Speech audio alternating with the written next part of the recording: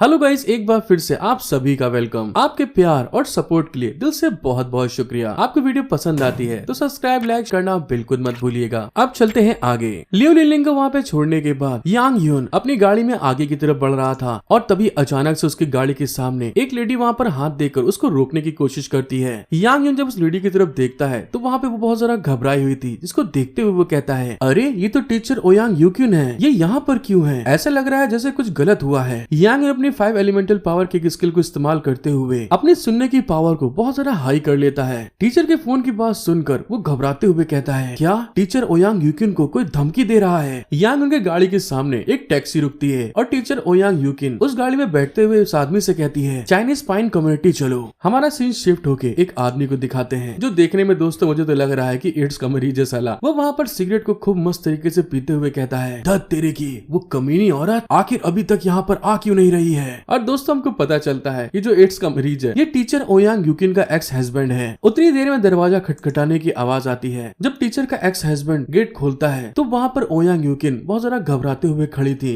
वो उसके ऊपर चिल्लाते हुए कहता है, ओहो आखिरकार डार्लिंग तुम यहाँ पर आ गई हो, क्या तुम पैसे लाई हो? टीचर ओयांग यूकिन वहाँ पर गुस्से में उसके कॉलर को पकड़ के चिल्लाते हुए कहती है, ये लो मेरी सैलरी कार्ड में अभी भी 20,000 रूपए पड़े हैं और मैंने सारा पैसा तुम्हें दे दिया है, मुझे बताओ कि वो कहाँ पर है? टीचर का एक्स हस्बैंड उसको झटका देके पीछे करते हुए कहता है, बस 20,000 नहीं, यहाँ 50,000 युआन की बात है। और हाँ, तुमको क्या लगता है मैंने हाल ही में कितना ज्यादा घाटा उठाया है? मुझे उस लड़के को खिलाने के लिए हर दिन ब्रेड और इंस्टेंट नूडल्स भी खरीदने पड़ते हैं। टीचर ओयांग यूकिन वहाँ पर अपने आदमी की बात सुनकर रोते हुए कहती है, वांग मिंग तुम जानवर हो, क्या तुम हर दिन लेले को सिर्फ ब्रेड खिलाते हो? ये सारी जायदाद मेरी है और तो और पिछले 2 सालों में तुमने मुझसे 1 लाख युआन से भी ज्यादा लिए हैं और इस घर को तुम ले लो, बस मुझे लेले को वापस दे दो। टीचर ओयांग यूकिन का ठरकी एक्स हस्बैंड उसके साथ ठरकपन दिखाते हुए कहता है, तुम चिंता मत करो, वैसे सामने देखा जाए तो 20,000 युआन से काम चल जाएगा। मैंने हाल ही में सब कुछ खो दिया और 1 हफ्ते तक पीछे रह गया।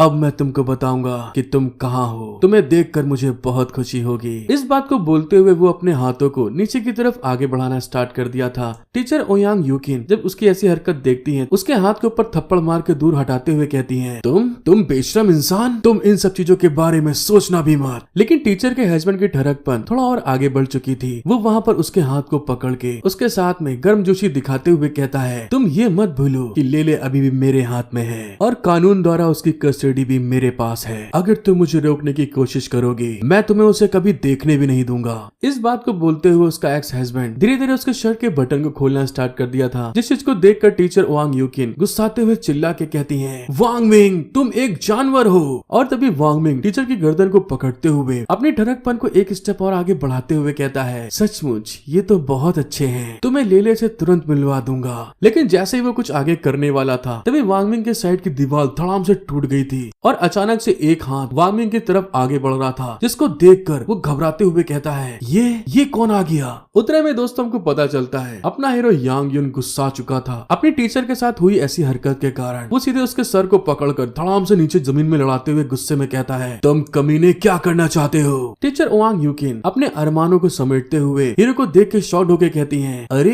तुम तो यांग यून हो। यांग यून फिर से उस आदमी के ऊपर एक घूसा मारते हुए मन में कहता है, मेरी टीचर ओयांग यूकिन अब निश्चिंत हो सकती है, स्कूल में उन्होंने हमेशा मेरी देखभाल की है, आज मैं उन्हें इसकी कीमत चुका दूंगा। यांग यून जैसे उस आदमी के ऊपर घूसा मारने वाला था तभी टीचर उसको पीछे से आकर पकड़ते हुए कहती है, नहीं उसे मत मारो तुम। उनकी बात को सुनकर यांग यून उनसे पूछता है, टीचर क्या आप अभी तक उसको प्रोटेक्ट करना चाहती हैं, जबकि उसने आपके साथ कितनी गंदी हरकत की? टीचर यांग यून को बताती है, हालांकि ये नफरत के लायक है लेकिन फिर भी तुम उसको मार नहीं सकते, चलो तुम यहाँ से निकल जाओ जैसे कि तुम यहाँ पर आए ही नहीं थे। टीचर ओयांग यूकिन का आदमी वहाँ पर करारते हुए कहता है, मैंने उम्मीद नहीं की थी तुम्हारी जैसे चुड़ैल इस छोटे से बच्चे को बहका लेगी, इसमें कोई आश्चर्य की बात नहीं है। ओयांग यूकिन तुम खुद को ताकत देती रही हो, तुमने लियो ट्यूजो का इंतजार किया और बाद में लियो ट्यूजो को वो मार डालेगा। वो आदमी जैसे कुछ आगे बोलने वाला था, यांग यून वहाँ पे अपनी पावर को रिलीज करते हुए उस आदमी को गर्दन से ऊपर की तरफ उठाकर गुस्से में कहता है, किसने मारा है? यांग यून की ताकत इतनी ज्यादा होती है कि उसके पकड़ने के कारण वांग मिंग की हालत खराब होना स्टार्ट हो गई थी। वो आखिरी सांस में बोलता है, मुझे रुपया चाहिए। टीचर वहाँ पे यांग यून को रोकते हुए कहती है, यांग यून क्या तुम उसको मार डालोगे? टीचर की बात सुनकर यांग यून उसको नीचे उतार देता है और वहाँ टीचर से कहता है, टीचर टीचर आप चिंता मत करो, मैं उसे जान से नहीं मारूंगा, वो बस बेहोश हो गया है। इस बात को समझकर टीचर वहाँ पर गहरी सांस छोड़ते हुए कहती है, यांग यून तुम्हारा बहुत बहुत शुक्रिया। मुझे नहीं पता अगर तुम इस जगह पर समय से नहीं आते तो वो आदमी मेरे साथ में क्या कर देता। यांग यून टीचर को सांत्वना देते हुए कहता है, ठीक है टीचर कोई बात नहीं, चलो पहले हम लोग पुलिस को कॉल करते हैं। साथ ही वहाँ पर वो अपने मन में सोचता है, मैंने इस आदमी की जीवन शक्ति को सील करने और उसकी जीवन शक्ति की स्पीड को लिमिटेड करने के लिए उसकी ट्रेन वेन्स और 10 उराची हैंड्स का इस्तेमाल किया। ये कचड़ा 1 महीने के अंदर ही मर जाएगा। यांग उनको अपनी टीचर के साथ पहली मुलाकात याद आती है, जहाँ पर वो उससे कह रही थी, क्या तुम यांग यून हो? अगर तुमको फ्यूचर में कोई भी परेशानी होती है तो समय रहते बस मेरे को एक बार बता देना। यांग यून टीचर की उस बात को याद करते हुए मन में सोचता है, जब मैंने पहली बार यूनिवर्सिटी में एंटर किया तो मेरी फैमिली सिचुएशन हद से भी ज्यादा खराब होने के कारण टीचर ओयांग यूकिन ने मेरा बहुत ख्याल रखा। इस बार मैं उनकी मदद करूंगा। जब वो इस बारे में सोच रहा था तभी टीचर उससे पूछती है, वैसे तुम यहाँ पर अचानक से कैसे आ गए? अब इस बात को सुनकर यांग वहाँ पे बहुत ज्यादा शॉक्ड हो गया था। वो बहाना बनाते हुए कहता है, वो बात ये है, और वो पिछली अपनी बातों को याद करते हुए सोचता है, अगर मैंने कुछ उल्टा सीधा कह दिया तो टीचर मुझे यहीं पे तमाचा मार के पेल देगी। मैं उनसे ये नहीं कह सकता कि मैं इनका पीछा करते हुए यहाँ पर आया हूँ। और तभी उसको वहाँ पर एक आइडिया आता है। वो वहाँ पर अपने टीचर से सवाल पूछता है, टीचर आपका कहने का मतलब क्या है? और तभी यांग यून वहाँ पे घुमा फिरा कर उसको सारी बातें बता देता है, जिसको सुनने के बाद टीचर वहाँ पे हैरान होते हुए कहती है, तुम्हारे कहने का मतलब है कि तुमको सड़क पर फेंट हु नाम का एक आदमी मिला, उसने कहा कि उसके पास कोई पैसा नहीं है और वो पैसा उधार लेने के लिए दा जियाओ नाम के एक दोस्त को ढूंढने के लिए बहुत ज्यादा एक्साइटेड थे। तो फिर big bear you song community में थे और जब तुमने उसे भेजा तो वो यहाँ से गुजरा। तुम यही कह रहे हो ना? अपना हीरो भी वहाँ पर मस्त हाँ में सर हिला देता है। टीचर ओयान यूकिन वहाँ पर खुश होते हुए कहती है, और ऐसा ही हुआ होगा। उनके इस मतलब को समझते हुए अपना हीरो सड़ा समूह बनाकर अपने मन में कहता है, आखिरकार मैं इस बात वाले बवाल से बाहर निकल गया। कुछ देर बाद वहाँ पर एक पुलिस ऑफिसर आते हुए कहता है, हमें यहाँ का अलार्म मिला, यहाँ पर क्या हुआ है? टीचर यूकिन आगे बढ़ते हुए कहती है, देखने में लग रहा है कि ये कॉमरेड पुलिस है। पुलिस वाला वहाँ पहुँचते हुए उनसे कहता है, यहाँ का मामला देखने में तो ऐसा लग रहा है जैसे तुमने बहादुरी के साथ में बचाव करने के रूप में माना जा सकता है और कोई अपराधी नहीं, बस हमारे पास वापस आओ और एक अपना बयान दर्ज करवाओ। पुलिस वाले की बात सुनकर जो टीचर यूकिन थी बहुत सारा खुश होते हुए यांग यून को गले लगाने के बाद बहुत सारा एक्साइटेड होते हुए कहती है, अरे वाह ये तो बहुत अच्छा हुआ, यहाँ सब कुछ ठीक है। यांग यून टीचर के बड़े बड़े अरमान को अपने सीने से टच होते हुए देखकर ब्लश करते हुए कहता है, हाँ मुझे भी ऐसा लग रहा है। पुलिस वाला वहाँ पर यूकिन को बताता है, वैसे हमको कॉल करने वाली लेले नाम की एक लड़की थी, वो आपकी बेटी है क्या? वो अभी पुलिस स्टेशन में है और उसे वापस लाने के लिए तुम्हारी जरूरत है। हमारा सीन शिफ्ट होके एंशिएंट सिटी के पुलिस स्टेशन पे आ गया था, जहाँ पर एक पुलिस ऑफिसर लेले को समझाते हुए कहता है, छोटी लड़की तुम्हारी माँ अब यहाँ पर आने वाली है, बस थोड़ी देर में आ जाएगी। और इसी के साथ दोस्तों जो यहाँ पर जितना भी कांड हो रहा था उसकी जड़ बोले तो उसकी बेटी लेले को दिखाया जाता है, जो कि देखने में सचमुच बहुत जरा क्यूट थी। कुछ समय बाद हमको सड़क का सीन दिखाते हैं, जहाँ पर अपना हीरो यांग यून अपनी टीचर यूकिन को लेके पुलिस स्टेशन की तरफ आगे बढ़ते हुए कहता है, टीचर ओयांग यूकिन हालात इस हद तक कैसे पहुँच गए? वांग मिंग के केस में आपने पुलिस को इस तरह क्यों नहीं बुलाया? टीचर यूकिन अफसोस करते हुए बताती है, अरे ये कुछ साल पहले की बात है। मेरा एक्स हस्बैंड वांग मिंग और मेरी मुलाकात फैमिली के कुछ लोगों के आसपास हुई। उस समय वांग मिंग बिजनेस फैमिली से था, वो एक रिच फैमिली है। मेरी माँ को भी वांग मिंग की सिचुएशन बहुत पसंद आई, इसलिए उन्होंने मेरी शादी वांग मिंग की फैमिली में कर दी। जल्दी हमारी शादी हो गई और मेरी एक बच्ची हुई। लेकिन शादी के बाद मुझे पता चला कि वांग मिंग एक जुआनी था। बहुत समय नहीं बीता कि उसने अपने परिवार का सारा पैसा गवा दिया और उस समय बहुत सारा कर्जा हो गया। उसका नेचर और ज्यादा एग्रेसिव हो गया और वो अक्सर अपने बच्चे के सामने झगड़ने लगता था। हालत यहाँ तक आ गई कि उससे तलाक लेने के बाद मैं उसके ऊपर मुकदमा करने गई, लेकिन जज ने बच्चे को उसके पास भेजने की सजा सुनाई। बाद में वो अक्सर उस बच्चे का इस्तेमाल करके मुझे धमकाने लगा और यहाँ तक कि अगर मैंने पुलिस को फोन किया तो मैं लेले को कभी भी नहीं देख पाऊंगी। अपनी टीचर की ऐसी कंडीशन को सुनते हुए अपना हीरोइन को सांत्वना दे के कहता है, आप चिंता मत करो, मैं स्कूल में आपकी मदद का बदला नहीं चुका सकता। अब से जब तक मैं यहाँ पर हूँ कोई भी आपको परेशान करने की हिम्मत नहीं करेगा। यांग यून की इस तरह की बात सुनकर टीचर यूकिन वहाँ पर ब्लश करते हुए कहती है, हाँ ठीक है। उनको इस तरह से ब्लश करते हुए देखकर अपना हीरो भी घबराते हुए मन में सोचता है, आखिर मैं अभी क्या कर रहा हूँ? क्या देखने में किसी तरह का प्रपोज नहीं लग रहा है? इसी के साथ हमारा सीन शिफ्ट होके एंशिएंट सिटी पुलिस स्टेशन पे आ गया था, जहाँ पर एक पुलिस वाला टीचर यूकिन को बताता है, लेले वो छोटी लड़की है जो पुलिस के पास आई थी मदद मांगने के लिए। टीचर यूकिन अपनी बेटी को देखकर बहुत ज्यादा खुश होते हुए कहती है, लेले भी अपनी मॉम को देखकर बहुत ज्यादा खुश थी। लेकिन टीचर यूकिन तो अपनी बेटी को इतने सालों के बाद मिलने के कारण बहुत ज्यादा एक्साइटेड होते हुए उसके मुंह को सीधे अपने अरमानों के अंदर कस के प्यार करते हुए कहती है, ले मेरी बेटी, क्या तुम ठीक हो? तुम पुलिस को बुलाने के लिए पुलिस स्टेशन कैसे आई? उसकी बेटी वहाँ पर घबराते हुए कहती है, मेरे को यहाँ पर बहुत ज्यादा घुटन हो रही है, मुझे निकालो बाहर। यांग युन उसकी कंडीशन को देखकर शॉक्ड होते हुए कहता है, सचमुच यार, इस प्यार की गहराई तो बहुत ज्यादा गहरी है। लेले बड़ी मुश्किल से अपनी मॉम के बलून के अंदर से अपने मुंह को बाहर निकाल कर उनसे कहती है, जब मेरे पापा घर पर नहीं थे तो मैं चुपके से बाहर भाग गई। जब मैंने सुना कि मेरे पापा आपको बुला रहे हैं तो मुझे पता चल गया कि वो आपको फिर से ढूंढ रहे हैं, इसलिए मैं पुलिस को बुलाने के लिए यहाँ पर आ गई। उतने में एक पुलिस वाला आकर यूनियन को बताता है, मिस युआंग, हम सभी जनरल सिचुएशन को समझ चुके हैं। हमारी जाँच के बाद हमें ये पता चला है कि आपके एक्स हस्बैंड वांग मिंग ड्रग तस्करी से रिलेटेड हैं। उसे कड़ी सजा दी जाएगी, बस आप हमारे साथ ट्रांसक्रिप्ट करने का इंतजार करें। इस बात को सुनकर मिस यूकिंग बहुत ज्यादा खुश हो गई थी। वहाँ पे एक्साइटेड होते हुए अपनी बेटी से कहती है, ले जब हम घर जाएंगे तो तुम्हारी माँ तुम्हारे लिए बहुत स्वादिष्ट खाने बनाएगी। ले भी इस बात को सुनकर खुश होते हुए कहती है, अगर ऐसी बात है तो मैं चिकन विंग्स खाना चाहती हूँ, मैंने बहुत दिनों से चिकन विंग्स नहीं खाया है। मिस यूकिंग वहाँ पे अपने हीरो को आवाज देके बुलाती है, यांग युन, तुम भी मेरे साथ चलोगे, तुमको डिनर के लिए इनवाइट करने के लिए तुम्हारी टीचर तुम्हें धन्यवाद करेगी।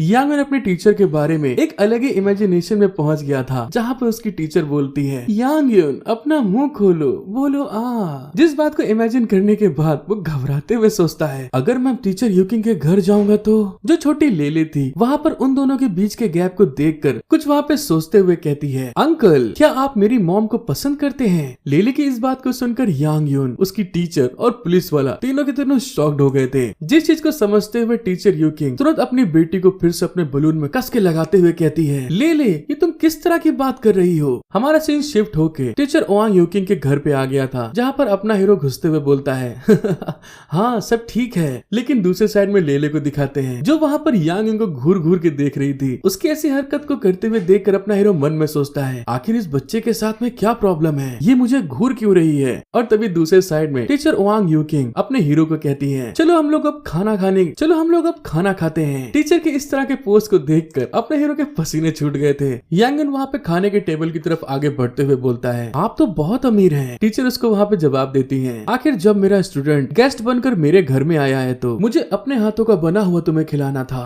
फिर से दोस्तों अपना हीरो ठरकपन वाले इमेजिनेशन में टीचर को एक अलग अंदाज में फील करते हुए मन में सोचता है, मैंने उम्मीद नहीं की थी टीचर घर के नॉर्मल कपड़ों में भी दूसरे स्टार सेलिब्रिटीज के बराबर सुंदर दिख रही है। टीचर वांग मिंग के साथ रहने को तैयार है, जो एक बदमाश है। वांग मिंग को तो खूब बुरी तरह पेलना चाहिए और उसे धोखा दे देना चाहिए। जब अपना हीरो इस तरह से टीचर को घूर के अपने मन में सोच रहा था, तभी ले अपने हीरो से कहती है, अंकल, क्या आप मेरी मम्मी को देख रहे हो? जिस बात को सुन के यांग युन वहाँ पे बहुत ज्यादा शॉक्ड हो गया था। उतने में उसकी टीचर भी वहाँ पर शर्माते हुए कहती है, मेरे लिए बेहतर होगा कि मैं पहले अपना ये सूट जाकर चेंज कर लूं। टीचर की इस बात ने यांग युन को और ज्यादा शर्मिंदा कर दिया था। वो वहाँ पर शॉक्ड होकर चिल्ला के कहता है, अरे टीचर, ये सूट आपके ऊपर जच रहा है। ले बस बकवास कर रही है। अपने स्टूडेंट की बात को समझते हुए उसकी टीचर वहाँ पर खाना खाते हुए कहती है, यांग युन, तुम्हें बड़े होने के लिए ज्यादा खाना चाहिए। यांग युन वहाँ पर टीचर के हाथ से लेते हुए कहता है, टीचर आपका शुक्रिया। उन दोनों को आपस में इस तरह से प्यार करते हुए देखकर ले फिर से वहाँ पर बम फोड़ते हुए कहती है, लिली के डैड बनने के लिए क्या मेरे अंकल को फादर से मिलने नहीं जाना चाहिए? ले की इस बात को सुनकर दोस्तों जो वो लोग खा रहे थे वो वहाँ पर बाहर निकल आया था। उसकी मॉम वहाँ पर उसको समझाते हुए कहती है, ले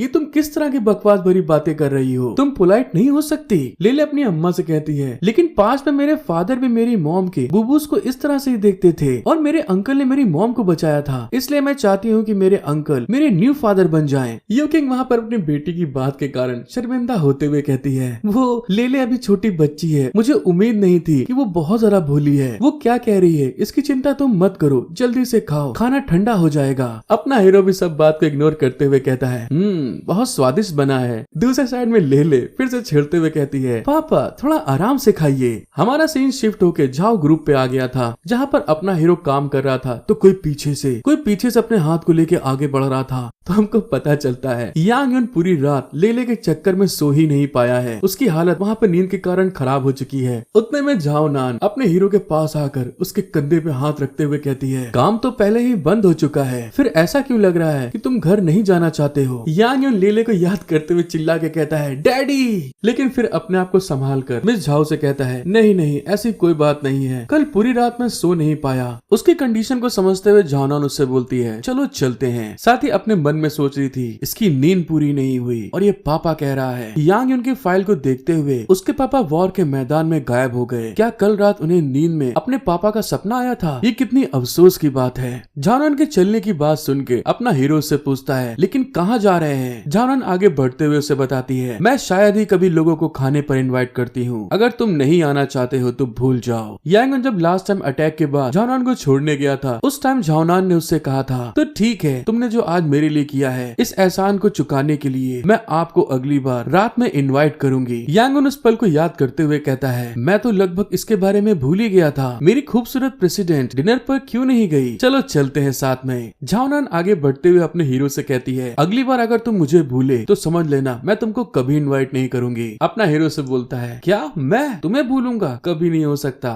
जब वो लोग आगे की तरफ जाते हैं तो वहाँ पे दो लोग गाड़ी के पास खड़े हुए थे। उन दोनों आदमियों को गाड़ी के पास खड़े देखकर यांग यून और झाओनान वहाँ पे शॉक्ड हो गए थे। तो हमको पता चलता है सामने की तरफ गुवू फैमिली और यांग जिन फैमिली से ये काई खड़ा था। यांग यून और झाओनान को समझ में नहीं आता कि आखिर ये लोग यहाँ क्या कर रहे हैं। तभी ये काई स्माइल करते हुए कहता है, अगर मैं तुम्हारे साथ रहूंगा तो मैं और ज्यादा बेहतर हो सकता हूँ। लेकिन दूसरे साइड में झाओनान और यांग यून उसको इग्नोर करके आगे की तरफ निकल जाते हैं और झाओनान उससे पूछ रही थी, मुझे आज क्या खाना चाहिए? यांग यून उससे पूछता है, क्या आपको जापानीज खाना पसंद है? हॉट पॉट भी अच्छा है। ये काई को इग्नोर करते हुए देखकर जो उसका साथी था उनका रास्ता रोक के कहता है, और भी बहुत से लोग हैं, लेकिन मेरे मास्टर को तुमसे कुछ कहना है। यांग यून झाओनान से पूछता है, तुम्हारे बगल में दो ट्यूटर्स यूजर कौन है? झाओनान उसको बताती है, वे यांजीन के एंशिएंट मार्शल आर्ट फैमिली के ये फैमिली से हैं। उतने में ये काई झाओनान से कहता है, झाओनान मैं जानता हूँ तुम इसे कुछ समय में ही एक्सेप्ट नहीं कर सकते, लेकिन चाहे तुम मुझे देखने के लिए इंतजार करो या ना करो, मैं तुम्हारा मंगेतर बनूंगा। ये हमारी दो बिग फैमिलीज की ओल्ड लेडी द्वारा फैसला किया गया है, तुम और मैं नहीं बदल सकते। मेरे पास यांजिंग वापस आओ। ये काई की बात सुन के झाओनान वहाँ पे गुस्साते हुए कहती है, मुझे फिर से कहना है, मैं हूँ, तुम हो, हम एक साथ नहीं हो सकते। यांजिंग ये मेरा बिजनेस है, तुम वापस लौट जाओ। ये काई वहाँ पे अपना ऑरा रिलीज करते हुए कहता है, झाओनान मेरे पास यहाँ तुम्हारे साथ खेलने का समय नहीं है, अगर तुम मुझसे वादा नहीं करोगी तो मैं तुम्हें जबरदस्ती ले जा सकता हूँ। ये काई की इस बात को सुन के झाओनान वहाँ पे गुस्साते हुए कहती है, मैं फिर से कह रही हूँ मैं ये नहीं कर सकती, मुझे परेशान मत करो। झाओनान के जवाब से ये काई गुस्से में चिल्ला के कहता है, लाओमो तुम आगे बढ़ो। ये काई के साथ आया हुआ आदमी वो तुरंत अपने मार्शल आर्ट को यूज करते हुए बहुत सारा स्पीड में मिस झाओ की तरफ आगे बढ़ते हुए कहता है, मिस झाओ आज नाराज हैं। झाओनान भी उसको अपनी तरफ आते हुए देखकर बहुत ज्यादा घबरा गई थी, लेकिन तभी अचानक से उसका हाथ वहाँ पे रुक गया था, क्योंकि अपना हीरो यांग यून झाओनान को वहाँ पे सहारा देते हुए उस आदमी के हाथ को वहाँ पे मोड़ते हुए कहता है, मुझे माफ करना, ये मेरी बॉस है, लेकिन मैं इसे तुम्हें छीनने नहीं दे सकता, वरना हमारी कंपनी के कई लोग परेशान हो जाएंगे। यांग यून को अपने को प्रोटेक्ट करते हुए देखकर झाओनान वहाँ पे ब्लश करते हुए मन में कहती है, यांग यून ने मुझे फिर से बचाया। अपने सर्वेंट का हाथ ऐसे पकड़ते हुए देखकर ये काई वहाँ पे चिल्ला के कहता है, लाओमो इस बच्चे का पैर मेरे लिए काट दो। अब इन्हें क्या मालूम जिससे पिलने जा रहे हैं वो कौन आदमी है। लाओमो तुरंत अपने मास्टर की बात को फॉलो करते हुए यांग यून के ऊपर अटैक करने के लिए बड़ी स्पीड में आगे बढ़ता है और चिल्ला के कहता है, जवान लोगों को आजकल की स्थिति पता होनी चाहिए और तुमने मेरे को रोकने की कोशिश की।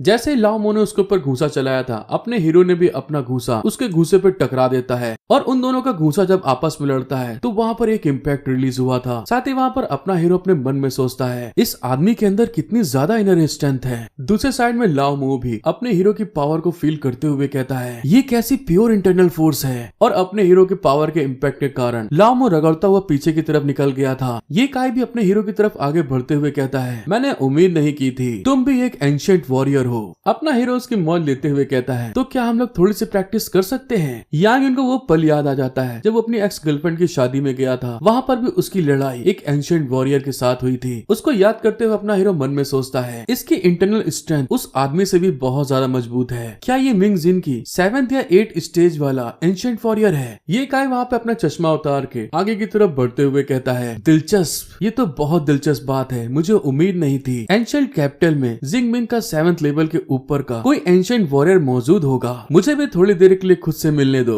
क्या तुम्हें पता है मुझे सबसे ज्यादा नफरत उन बेवकूफों से है जो हीरो बनना पसंद करते हैं, और मैं आज तुमको अपंग बना दूंगा, फिर तुम सभी से मिलोगे। मैं तुम्हारे सामने झानान के साथ में खेलूंगा। जब वो इस बात को बोल रहा था उसके एक्सप्रेशन बिल्कुल पागलों के तरीके बन गए थे, क्रेजी। उसकी ऐसी बात सुनकर यांग युन भी वहाँ पर गुस्साते हुए कहता है, क्या कहा तुमने, उसके साथ में खेलोगे? ये काई वहाँ पे फाइटिंग पोज बनाते हुए कहता है, पछताने के लिए रुको बच्चे, लाओमो तुम्हें गोली चलाने की जरूरत नहीं है। झानान जब ये काई को फाइटिंग पोज बनाते हुए देखती है तो घबराते हुए अपने हीरो से कहती है, यांग युन जरा संभल के, उसके पास जिनमिंग की अल्टीमेट स्ट्रेंथ है। ये काई वहाँ पर बहुत स्पीड में अपने हीरो की तरफ भाग के आगे की तरफ बढ़ रहा था, साथ ही अपना एक अटैक रेडी करते हुए उससे कहता है, अब बहुत ज्यादा देर हो चुकी है पछताने के लिए। यांग युन उसको अपनी तरफ आते हुए देखकर शॉक्ड होते हुए मन में कहता है, वो तो बहुत ज्यादा तेज है। साथ ही यांग युन ने ये काई का जो अटैक था उसको वहाँ पे डिफीट करने की कोशिश करता है, जिस कारण से कि उन दोनों की स्पिरिचुअल पावर एक दूसरे से टकरा रही थी।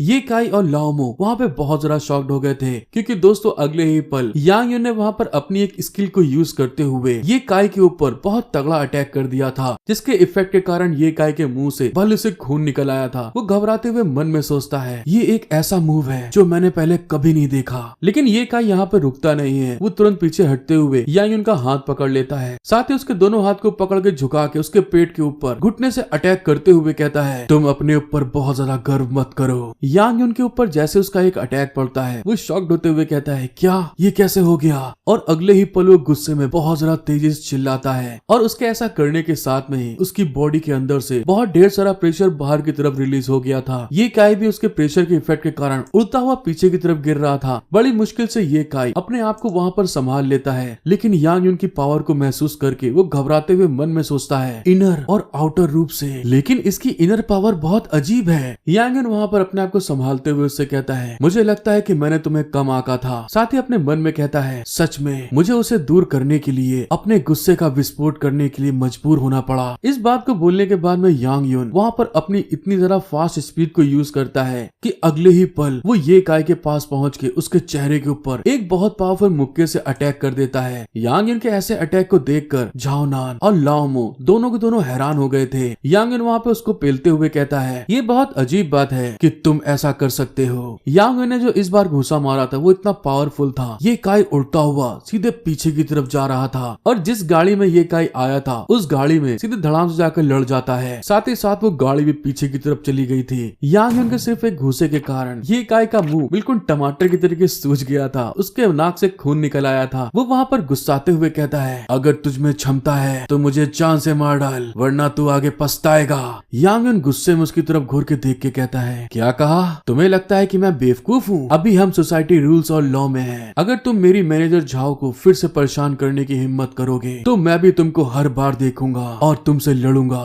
लामो अपने मास्टर को धीरे से उठाता है, लेकिन फिर भी ये काई गुस्से में अपने हीरो से कहता है, ठीक है यांग युन, तुम एक दयालु इंसान हो, मैं तुम्हें याद रखूंगा, तुम बस मेरा इंतजार करो। उसको जाते हुए देखकर यांग युन अपने मन में सोचता है, सच में मुझे यह उम्मीद नहीं थी। कल्टीवेशन की दुनिया के अलावा जहाँ मास्टर हैं, धरती पर एंशिएंट मार्शल आर्ट भी पुलअप्स जैसी मार्शल आर्ट की प्रैक्टिस करेंगे। इस बात से इनकार नहीं किया जा सकता कि ये काई से भी ज्यादा पावरफुल डार्क वॉरियर हैं, और अब एडवांस्ड QI रिफाइनिंग पीरियड के दूसरे स्टेज के लिए देरी नहीं की जा सकती। मतलब कि दोस्तों अपना हीरो अब ब्रेक थ्रू करने वाला है अपने आप को और ज्यादा स्ट्रॉन्ग बनाने के लिए। हमारा सीन शिफ्ट होकर यान के घर पे आ गया था, जहाँ पर वो बैठे हुए कल्टीवेशन कर रहा था। फिर कुछ समय बाद वो अपने वही यूनिवर्सल पॉड के अंदर अपने मास्टर के पास चला गया था उससे बात करने के लिए, जहाँ पर मास्टर उसको बताते हैं, फ्यूचर में जब तुम बाहर जाओगे तो ये मत कहना कि तुम मेरे डिसाइपल हो। एक छोटे से एंशिएंट वॉरियर ने तुमसे गड़बड़ी करवा दी। जब तुम कल्टीवेशन के रिल में पहुंचोगे तो क्या तुम तब भी जिंदा रहोगे? अपने मास्टर के तानों को समझते हुए यांग युन कहता है, आपने जो कहा वो आसान है। हालांकि वो गुवू फैमिली सभी अमीर और पावरफुल है, दूसरे साइड मैं अकेला हूँ। QI रिफाइनिंग पीरियड के दूसरे लेवल तक अपग्रेड करने के बारे में जल्दी से बताइए मुझे। उसके मास्टर उसे घूर के देखते हुए कहते हैं, मैंने तुम्हें 5 पुलअप्स टेक्निक के समान सैकड़ों मार्शल आर्ट टेक्निक्स को दिया है। मास्टर के द्वारा सिखाए गए प्रैक्टिस लोगों को समझ में नहीं आती, तुम मास्टर पे इल्जाम नहीं लगा सकते हो। मैं सोचता हूँ कि जब मैंने कल्टीवेशन रिल्म को पार किया, मैंने सैकड़ों हजारों कल्टीवेशन करने वाले डायनेस्टीज को नष्ट कर दिया था।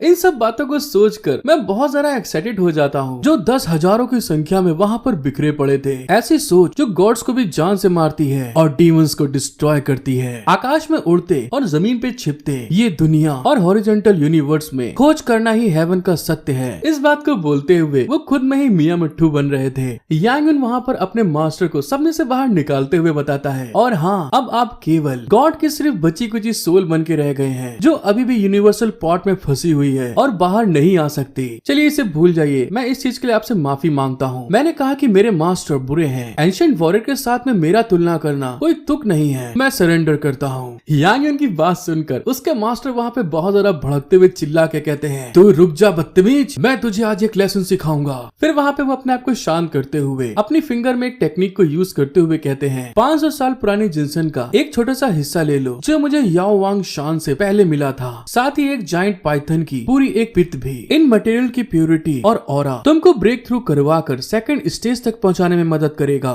यांग यून वहाँ पे हैरान होते हुए कहता है, क्या कहा? पाइथन? उस पाइथन को मारने के बाद मैंने लाश तो जंगल में छोड़ दी थी। उसके मास्टर वहाँ पे गुस्साते हुए कहते हैं, तुम एक बेवकूफ डिसाइपल हो। अगर मैं इन बातों को बेकार समझता हूँ फिर भी ये तुम्हारे लिए बहुत फायदेमंद है। क्या तुम्हें पता है ये यूनिवर्सल पॉट खुद ब खुद ऑरा के साथ आसपास के ट्रेजर्स को भी ऑब्जॉर्व कर लेगा और सांप का वो पिट पहले ही यूनिवर्सल पॉट में खुद ब खुद यही होना चाहिए। और बची हुई जिनसन को बर्बाद मत करो, एक एल्केमी फर्नेस की तलाश करो। केवल एक एल्केमी फर्नेस ही उसके ऊपर बहुत बेहतरीन इफेक्ट डाल सकता है। अपने मास्टर की इस बात को सुन के यांग यून को अपना वो पास याद आ गया था जहाँ पर वो जंगल में जड़ी बूटी को ढूंढने के लिए गया था। उस पल को सोचते हुए वो मन में कहता है, इसमें कोई आश्चर्य की बात नहीं है कि स्टार सोल ग्रास और जिंगसिन मेरे छूने से पहले ही यूनिवर्सल पॉट में चले गए थे। उसके मास्टर वहाँ से आगे बढ़ते हुए कहते हैं, अब से मुझे ऐसी बेकार बातों से परेशान मत करना, लोगों के पास जाओ। इस बात को बोलते हुए उसके मास्टर धीरे धीरे वहाँ से डिसअपियर हो गए थे। साथ ही वहाँ से वो जाने से पहले यांग यून के खोपड़ी के ऊपर एक बुक को छोड़ देते हैं जिसको फील करते हुए वो कहता है, अच्छा, मास्टर ने मेरे लिए एक और टेक्निक को छोड़ा है। जब वो उस बुक को खोलता है तो उसमें कुछ अलग चीजें लिखी थी जिसको देखते हुए अपना हीरो बताता है, अरे ये कल्टीवेशन स्पेल और ट्रू एसेंस लियाओ जिसका इस्तेमाल केवल तब किया जा सकता है जब कल्टीवेटर क्यूआई रिफाइनिंग के सेकंड स्टेज तक पहुंच जाता है। हालांकि ये एक लो लेवल की एल्केमी टेक्निक है, लेकिन तब तक के लिए इतनी ट्रू एनर्जी को हासिल करना मेरे लिए काफी है। इसका इस्तेमाल हर समय किया जा सकता है और जैसे जैसे इस्तेमाल करने वाले का कल्टीवेशन बेस और स्पिरिचुअल पावर बढ़ेगी, इस आग की ताकत भी बढ़ती जाएगी। ये केवल लाशों को नष्ट करने और छिपकर हमला करने वाला एक आर्टिफैक्ट है। उस बुक को रीड करने के बाद यांग यून वहाँ पे उसको कल्टीवेट करना स्टार्ट कर देता है। उसके ऐसा करने के साथ में उसके हाथों के पास में बहुत ढेर सारी स्पिरिचुअल एनर्जी गैदर होने लगी थी, जिसको फील करते हुए यांग यून अपने मन में सोचता है, चलो सबसे पहले ब्रेक थ्रू करके कल्टीवेशन बेस को बनाते हैं। यांग यून ने वहाँ पर अपने यूनिवर्सल पॉट के अंदर से उसके मास्टर ने जो जिंगसिंग बताई थी और साथ ही उस पाइथन की जो पिट थी उसको बाहर निकालते अपने मन में सोचता है, पक्के तौर से सांप की पिट पहले से ही मेरे यूनिवर्सल पॉट में थी और वो अभी तक वैसे ही फ्रेश है और इस जिंक्शन के साथ ये फ्यूचर में ट्रेजर खोजने या स्टोर करने के लिए मेरे लिए बहुत ज्यादा कंफर्ट होगा। लेकिन मुझे नहीं पता कि इस यूनिवर्सल पॉट की कैपेसिटी कितनी ज्यादा है। यांग यून उस जिंक्शन को देखकर वहाँ पे शॉक्ड होते हुए कहता है, क्या ये पहले से ऐसा ही था? ये इतना अजीब क्यों हो गया है? क्योंकि दोस्तों वो जिंक्शन अपने हीरो को देखकर ब्लश कर रहा था। जैसे ही यांग यून ने वहाँ पे उस जिंक्शन की हल्के से एक सिरे को तोड़ा था तो वहाँ पे वो ब्लश करते हुए अजीब सी आवाज निकालता है,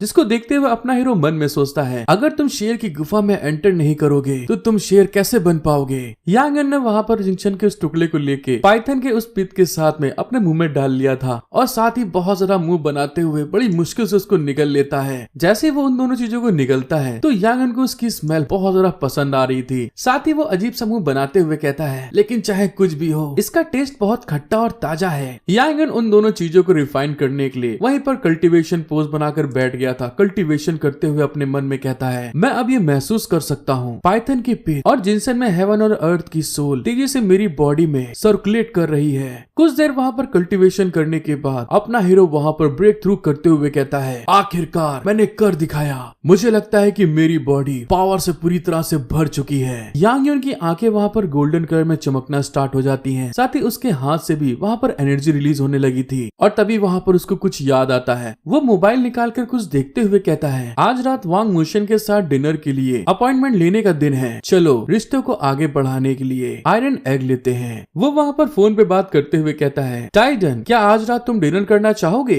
उसका दोस्त वहाँ पर उसकी अचानक से इस बात को सुन के शॉक्ड होते हुए कहता है, डिनर? आखिर कैसा डिनर? तुम्हारे द्वारा भेजे गए फॉर्मूले को बनाते समय गुई युआन शराब के साथ में नहीं मिल रहा है। यांग उसको बताता है, हालांकि मैंने इसका अनुमान लगाया था, लेकिन हाल ही में मेरी मुलाकात मिलिट्री के एक बड़े आदमी से हुई है, कम से कम वो कैडर लेवल पर है, इसीलिए हमें उसे दोस्त बनाना ठीक रहेगा। उसका दोस्त भी वहाँ पर खुश होते हुए कहता है, अगर ऐसी बात है तो मुझे भी वहाँ पर होना चाहिए। यांग उससे हंसते हुए कहता है, मैं जानता था मेरा कठोर लौंडा कभी मना कर ही नहीं सकता। फिर हमारा सीन शिफ्ट होके एक होटल पे दिखाते हैं, जो दोस्तों आपको याद होगा लास्ट टाइम जिस लड़के का एक्सीडेंट हुआ था, ये दोनों वही हस्बैंड वाइफ है। वो अपने बेटे के सामने अपनी वाइफ से रोमांस करते हुए कहता है, हनी जब मिस्टर यांग आए तो उनसे बहुत अच्छे से पेश आना। उसकी बीवी भी अदाओं के साथ कहती है, मोशेंग तुम चिंता मत करो, मुझे पता है ये कैसे करना है। और उन दोनों की इस तरह की प्यार भरी जुगलबंदी को देखकर उसका लड़का वहाँ पे अजीब सा मुंह बना रहा था। कोई बात नहीं, हम तो चूतिए हैं। उतने में ही अपना हीरो वहाँ पे एंट्री करते हुए कहता है, मुझे माफ कर दीजिए, मैं यहाँ पर डायरेक्ट चला आया। म्यूशिक अपने हीरो को देख के हंसते हुए कहता है, हाँ ये बिल्कुल सही टाइम है, हम जल्दी आ गए हैं, प्लीज बैठो आके। उसका बेटा भी अपने हीरो को देखकर खुश होते हुए कहता है, मिस्टर यांग आप कैसे हैं? म्यूशिक अपने हीरो से पूछता है, आखिर तुम्हारे साथ ये कौन है? डायरेक्टली अपने बारे में पूछे जाने के कारण जो अपने हीरो का कठोर लौंडा था वो हड़बड़ाते हुए तुरंत उसको सलूट करते हुए कहता है, सर मैं यांग युन का हेयर पिन हूँ, मेरा नाम लिu शिकी है। अपने दोस्त के बिहेव में अचानक से ऐसा चेंजमेंट देखकर यांग युन हैरान होते हुए कहता है, अरे अबे अचानक से तुझे क्या हो गया? लेकिन मुशेंग समझ चुका था, इसीलिए वो लिu शिकी से पूछता है, क्या तुम मुझे जानते हो? लिu शिकी उसको बताता है, आप हेड ऑफ रिपोर्ट हैं, मेरा नाम लिu शिकी है, मैंने 3 साल तक मिलिट्री में काम किया है, मैंने मिलिट्री के न्यूज़पेपर में आपके बारे में पढ़ा था, मैं आपको एडमायर करता हूँ। मुशेंग वहाँ पे हंसते हुए कहता है, लिu शिकी बुरा नहीं है, अब तुम भी अपने हो, बैठो और खाओ, रोक टोक का यहाँ पर कोई मतलब नहीं। यांग युन उन दोनों की बातचीत सुन के अपने मन में सोचता है, मुझे उम्मीद नहीं थी वांग मुशन मिलिट्री में इतना बड़े पद पर है। और इसी के साथ वो लोग खाना खाने के लिए टेबल पे बैठ गए थे। वांग मुशन अपने हीरो से कहता है, आपने मेरे परिवार को बचाया जॉन ग्रेन, या फिर मैं आपको सीधे यांग युन कहूँ? वैसे आप मुझे अंकल वांग भी कह सकते हैं, मेरी वाइफ को आंटी लीजिया भी कह सकते हैं। मुशेंग अपने हीरो से पूछता है, यांग युन आपकी फैमिली में और कौन है? आप कहाँ के रहने वाले हैं? यांग उसको बताता है, अंकल वांग मैं एंशिएंट कैपिटल के गांसू स्टेट के शोंगयांग विलेज गुवाहाटी जंक्शन में रहता हूँ। मेरे फादर भी एक सैनिक थे, लेकिन वे 10 साल से भी पहले गायब हो गए थे। मेरे घर में दादी एक छोटी बहन है, और जब मैं 4-5 साल का था तब मेरी माँ चल बसी। मुशेंग अपने हीरो के गाँव का पता जानकर शॉक्ड होते हुए कहता है, क्या कहा? शोंगयांग गाँव? तुम्हारे पापा का नाम क्या है? यांग उसको बताता है, मेरे पापा का नाम यांग गुओजोंग है। मुशेंग वहाँ पे शॉक्ड होते हुए अपने मन में कहता है, ब्रदर यांग गुओजोंग। साथ ही वो अपने कोट के अंदर से एक पेपर को बाहर निकालते हुए कहते हैं, बच्चे क्या तुम इस आदमी को जानते हो? उस फोटो को देखकर अपना हीरो भी घबरा गया था, क्योंकि दोस्तों जिस फोटो को उसने बाहर निकाला था वो उसकी ही बीवी की किटी पोज वाली सेक्सी लल्लन टॉप फोटो होती है। उस फोटो को देखकर उन लोग की आंखें बाहर निकल आई थी, नाक से खून निकलने लगा था। यांग युन थम्स अप करते हुए कहता है, हाँ मैं जानता हूँ, मुझे पता है, ये हसीन जवान आंटी ली है। मुशेंग उसकी फैमिली भी उस फोटो को देखकर वहाँ पे शॉक्ड हो गई थी। उतने में आंटी ली मुशेंग के कांधे के ऊपर एक कस के मारते हुए ब्लश करके कहती है, अरे तुम कमीने इंसान, तुमने अभी तक मेरी ये सेक्सी वाली फोटो क्यों रखी है? मुशेंग झापड़ खाने के बाद अफसोस करते हुए कहता है, अरे मुझे माफ कर दो, ये गलती से निकल आया। फिर वो सारी बात को शांत करने के लिए गले को साफ करके कहता है, चलो हम लोग अपनी बात पे आते हैं। फिर वो वहाँ पर वही मेन फोटो को निकाल कर अपने हीरो को दिखाते हुए कहता है, क्या ये इंसान तुम्हारे पापा है? मुझे लगता है कि तुम्हारे और उनके बीच 7 पॉइंट वाली इमेज है, ये तो ईश्वर की इच्छा है कि तुम मुझे मिल गए। यांग तुरंत उस फोटो को लेकर अपने पापा की फोटो देखते हुए कहता है, आपके पास मेरे पापा की फोटो क्यों है, जो बिल्कुल मेरे घर वाली जैसी है? मुशेंग वहाँ पे सीरियस होते हुए कहता है, मेरे बच्चे, तुम्हारे पापा और मैंने जिंदगी और मौत तक की लड़ाई में एक दूसरे के साथी थे। एक बॉर्डर मिशन में हम रेगिस्तान में जिंदगी और मौत के संकट का सामना कर रहे थे। वो तुम्हारे ही पापा थे जिन्होंने दुश्मनों की गोलियों का ध्यान अपनी तरफ खींचकर हमें बचाया, लेकिन अचानक आई धूल भरी आंधी के कारण उनकी टीम गायब हो गई। ब्रदर गुओजोंग के बिना आज मैं नहीं होता। मेरे बच्चे, अब से तुम मेरे वांग म्यू के बेटे होगे। अगर तुम्हें कोई भी परेशानी हो तो सीधे मुझे बताओ, किसी भी बात की चिंता मत करना, जो करना है करो, आगे मैं देख लूंगा। अपने पापा की इस कहानी को सुनकर यांग युन वहाँ पे फीलिंग से भर गया था कि उसके पापा कितने ज्यादा बहादुर थे।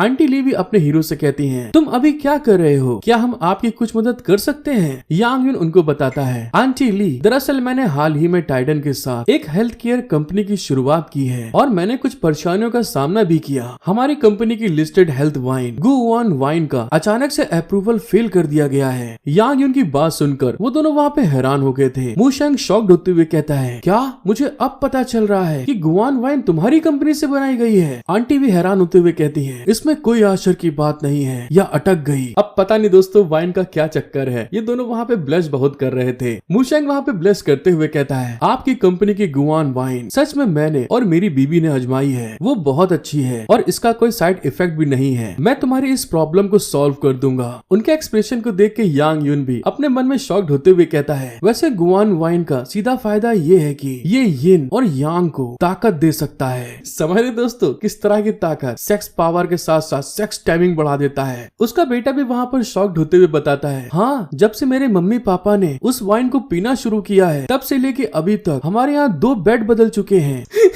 आंटी ली तुरंत अपने बेटे का मुंह बंद करके शर्माते हुए कहती हैं, यांग युन, तुम्हें भी भूख लगी होगी, चलो ऑर्डर करना शुरू करते हैं। अपने हीरो को तो मालूम ही था कि उसने क्या बवाल चीज बनाई है, लेकिन तभी अचानक से उसका वहाँ पे फोन बजता है तो उसमें एक मैसेज आया था। तो अनजान नंबर से एक मैसेज आया था, हम आपकी कंपनी द्वारा बनाए गए गुआन जियो फॉर्मूले में बहुत इंटरेस्ट रखते हैं। आज रात 11 बजे इंपीरियल कोर्ट बार में आइए और मास्टर मा का नोटों से भरा हुआ ब्रीफ केस आपके हाथ में होगा। यांग युन उस मैसेज को पढ़ के हैरान होते हुए मन में कहता है, मास्टर मा कौन है? ऐसा लगता है कि हमारी वाइन को फेल करने वाला काला हाथ हमारे सामने आ गया है। हमारा सीन शिफ्ट होके रात 11 बजे उस बार को दिखाते हैं जहाँ पर एक लड़का बड़ी रंगबाजी से बैठे हुए कहता है, यांग युन, तुम भी एंशिएंट मार्शल आर्ट फैमिली से हो। हाल ही में तुम बहुत एक्टिव हो गए और तुमने ये फैमिली के यंग मास्टर को हराया है। और दोस्तों हमको पता चलता है ये नॉर्थन गुवू मा फैमिली का मा जियोलियू है। वो वहाँ पर अपने हीरो से आगे कहता है, और हमारी फैमिली के फार्मलिस्ट ने आपके गु युआन जियो में जियो पे युआन डान के इंग्रेडिएंट का पता लगाया है, इसीलिए चलो इसकी कीमत तय करते हैं। यांग युन उस लौंडे की बात सुन के खिसियाते हुए मन में सोचता है, ये सच में परेशान करने वाला है। मैंने पहले ही गुआन जियो में गु युआन डान फॉर्मूले को पहले से भी बहुत ज्यादा हल्का कर दिया था। और तभी अपना हीरो उससे कहता है, 10 बिलियन प्राइस कैसा रहेगा? अपने हीरो की बात सुनकर वो यंग मास्टर अपने लौंडों को आगे की तरफ भेजते हुए कहता है, तुम अगर ईमानदार नहीं हो तो मुझे दोष मत देना, पहले मेरे साथियों की ताकत के बारे में जान लो। यांग युन उनकी तरफ देखकर अपने मन में सोचता है, इनकी क्यूआई और ब्लड बहुत स्ट्रॉन्ग है, ये दोनों किसी भी नजरिए से कम नहीं लगते हैं। आज यहाँ पर एक भयानक लड़ाई होने वाली है। अपने यंग मास्टर की बात सुनकर वो दोनों के दोनों बड़ी स्पीड में यांग युन की तरफ अटैक करने के लिए भागकर आगे जा रहे थे। लेकिन हम लोग को तो मालूम ही है अपना हीरो सुपर पावर वाला है। कुछ पल के अंदर ही वहाँ पे अंधेरा छा गया था। कभी कंटाप मारने की आवाज आ रही थी तो कभी घूसा तो कभी लात। फिर हमें दिखाया जाता है यांग युन ने उन तीनों को पेल पाल के बराबर कर दिया था। उनको वहाँ पे अपनी चेयर की तरीके इस्तेमाल करते हुए मन में सोचता है, अरे ये तीनों लोग तो बहुत कमजोर हैं। क्यूआई रिफाइनिंग पीरियड के दूसरे स्टेज पर पहुंचने के बाद मिंग जिंग मार्शल आर्ट से निपटने में कोई प्रेशर नहीं है। साथ ही दोस्तों हमको पता चलता है यांग युन ने वहाँ पर उस यंग मास्टर की भी 2-4 धर दिए थे। वो वहाँ से घबराते हुए कहता है, तुम लड़के सच में एंशिएंट वॉरियर हो जो जिन से भी बड़ा है, लेकिन गर्व मत करो, तुम जहाँ रहते हो अभी भी वहाँ पे तुम्हारी दादी और बहन है। अगर तुम मुझसे हाथ नहीं मिलाते तो मैं तुम्हारे घर वालों के ऊपर दबाव बनाऊंगा। अपनी बहन और दादी का नाम सुन के यांग युन वहाँ पे बहुत ज्यादा गुस्से में आ चुका था। वो अपना ऑरा रिलीज करते हुए उस यंग मास्टर की गर्दन पकड़ के गुस्से में कहता है, तूने क्या कहा? तू मेरी बहन और दादी के ऊपर दबाव बनाएगा? यांग युन के इतने भयानक ऑरा को महसूस करने के बाद वो यंग मास्टर तो वहाँ पे बहुत ज्यादा घबरा चुका था। साथ ही यांग युन पे अपनी ताकत लगाकर उसके गले को भी धीरे धीरे करके दबाना स्टार्ट कर देता है, जिस कारण से वो तड़पते हुए कहता है, ब्रदर मैं गलत था, मुझे माफ कर दो। यांग युन उसके क्लोज आकर बहुत ज्यादा गुस्से में उसकी तरफ घूरते हुए कहता है, अगर मेरी दादी और बहन के ऊपर किसी भी तरह की तुमने बदतमीजी करने की हिम्मत की तो मैं तुम्हारी मॉ फैमिली को खत्म कर दूंगा, कसम खाता हूँ। और फिर तुम्हारी 18वीं जनरेशन की सभी पैतृक कब्रों को धूप में सूखने के लिए खोल दूंगा। सच में दोस्तों धमकी तो बड़ी भयानक दी है यांग युन ने। आपको ये धमकी कैसी लगी कमेंट में जरूर बताइएगा। हमारा सीन शिफ्ट होता है और हमें पता चलता है वो लौंडे को अपने हीरो ने जिंदा छोड़ दिया था और वो अपने दादा के पास आकर सारे कांड को बता दिया था, जिसको सुनकर उसके दादा कहते हैं, मेरे बच्चे ल्यूजी, इस जियाओ पे युआन डान पिल के बारे में तुम चिंता मत करो, यान जिन के किंग ने इस मामले में हस्तक्षेप किया है। मैं तुमसे फिर से पूछना चाहता हूँ, कैसे तुम्हारे मिंग जिंग के 6th लेवल की ताकत रखने वाले लड़कों को एक आदमी इस तरह से मार के चला गया। उस यंग मास्टर के गाल दोस्तों टमाटर की तरह सूज चुके थे। वो वहाँ पर खिसियाते हुए कहता है, इस चीज की शुरुआत मैं नहीं करना चाहता था, उसने मेरे ऊपर जबरदस्ती जोर दिया, तभी मैंने आगे बढ़ के एक राइट व्हिप लेग और एक लेफ्ट जैब यूज किया। उसके दादा पूछते हैं, हाँ तो उसके बाद क्या हुआ? वो यंग मास्टर जिस तरह मार खाया था उसी तरह से वो मारते हुए बताता है, ट्रेडिशनल कुंग-फू पॉइंट खत्म हो चुका था। मैंने अपने नेचर के हिसाब से अपनी दाहिनी मुट्ठी उसकी नाक पर रखी, लेकिन उसे नहीं मारा। नतीजा ये हुआ, उसने अचानक से हमला कर दिया। मैं लापरवाह था और कोई बचने का रास्ता नहीं था। अपने पोते की इस तरह की हरकत को देखकर दादा वहाँ पे खिसियाते हुए मन में कहते हैं, ये हरामखोर 3 लोग मिलके एक इंसान को नहीं मार सकते। इस यांग युन की ताकत शायद डार्क एनर्जी के लेवल तक पहुँच गई होगी, वरना जियाओ ल्यूजियो को इस तरह से घायल नहीं किया जा सकता था। और वांग फैमिली में भी उस इंसान के हारने पर विश्वास भी नहीं किया जा सकता है। दूसरे साइड में उसका पोता 2-4 और आगे लगाते हुए कहता है, फिर बेशक मैंने उसके साथ में बहुत देर तक खेला।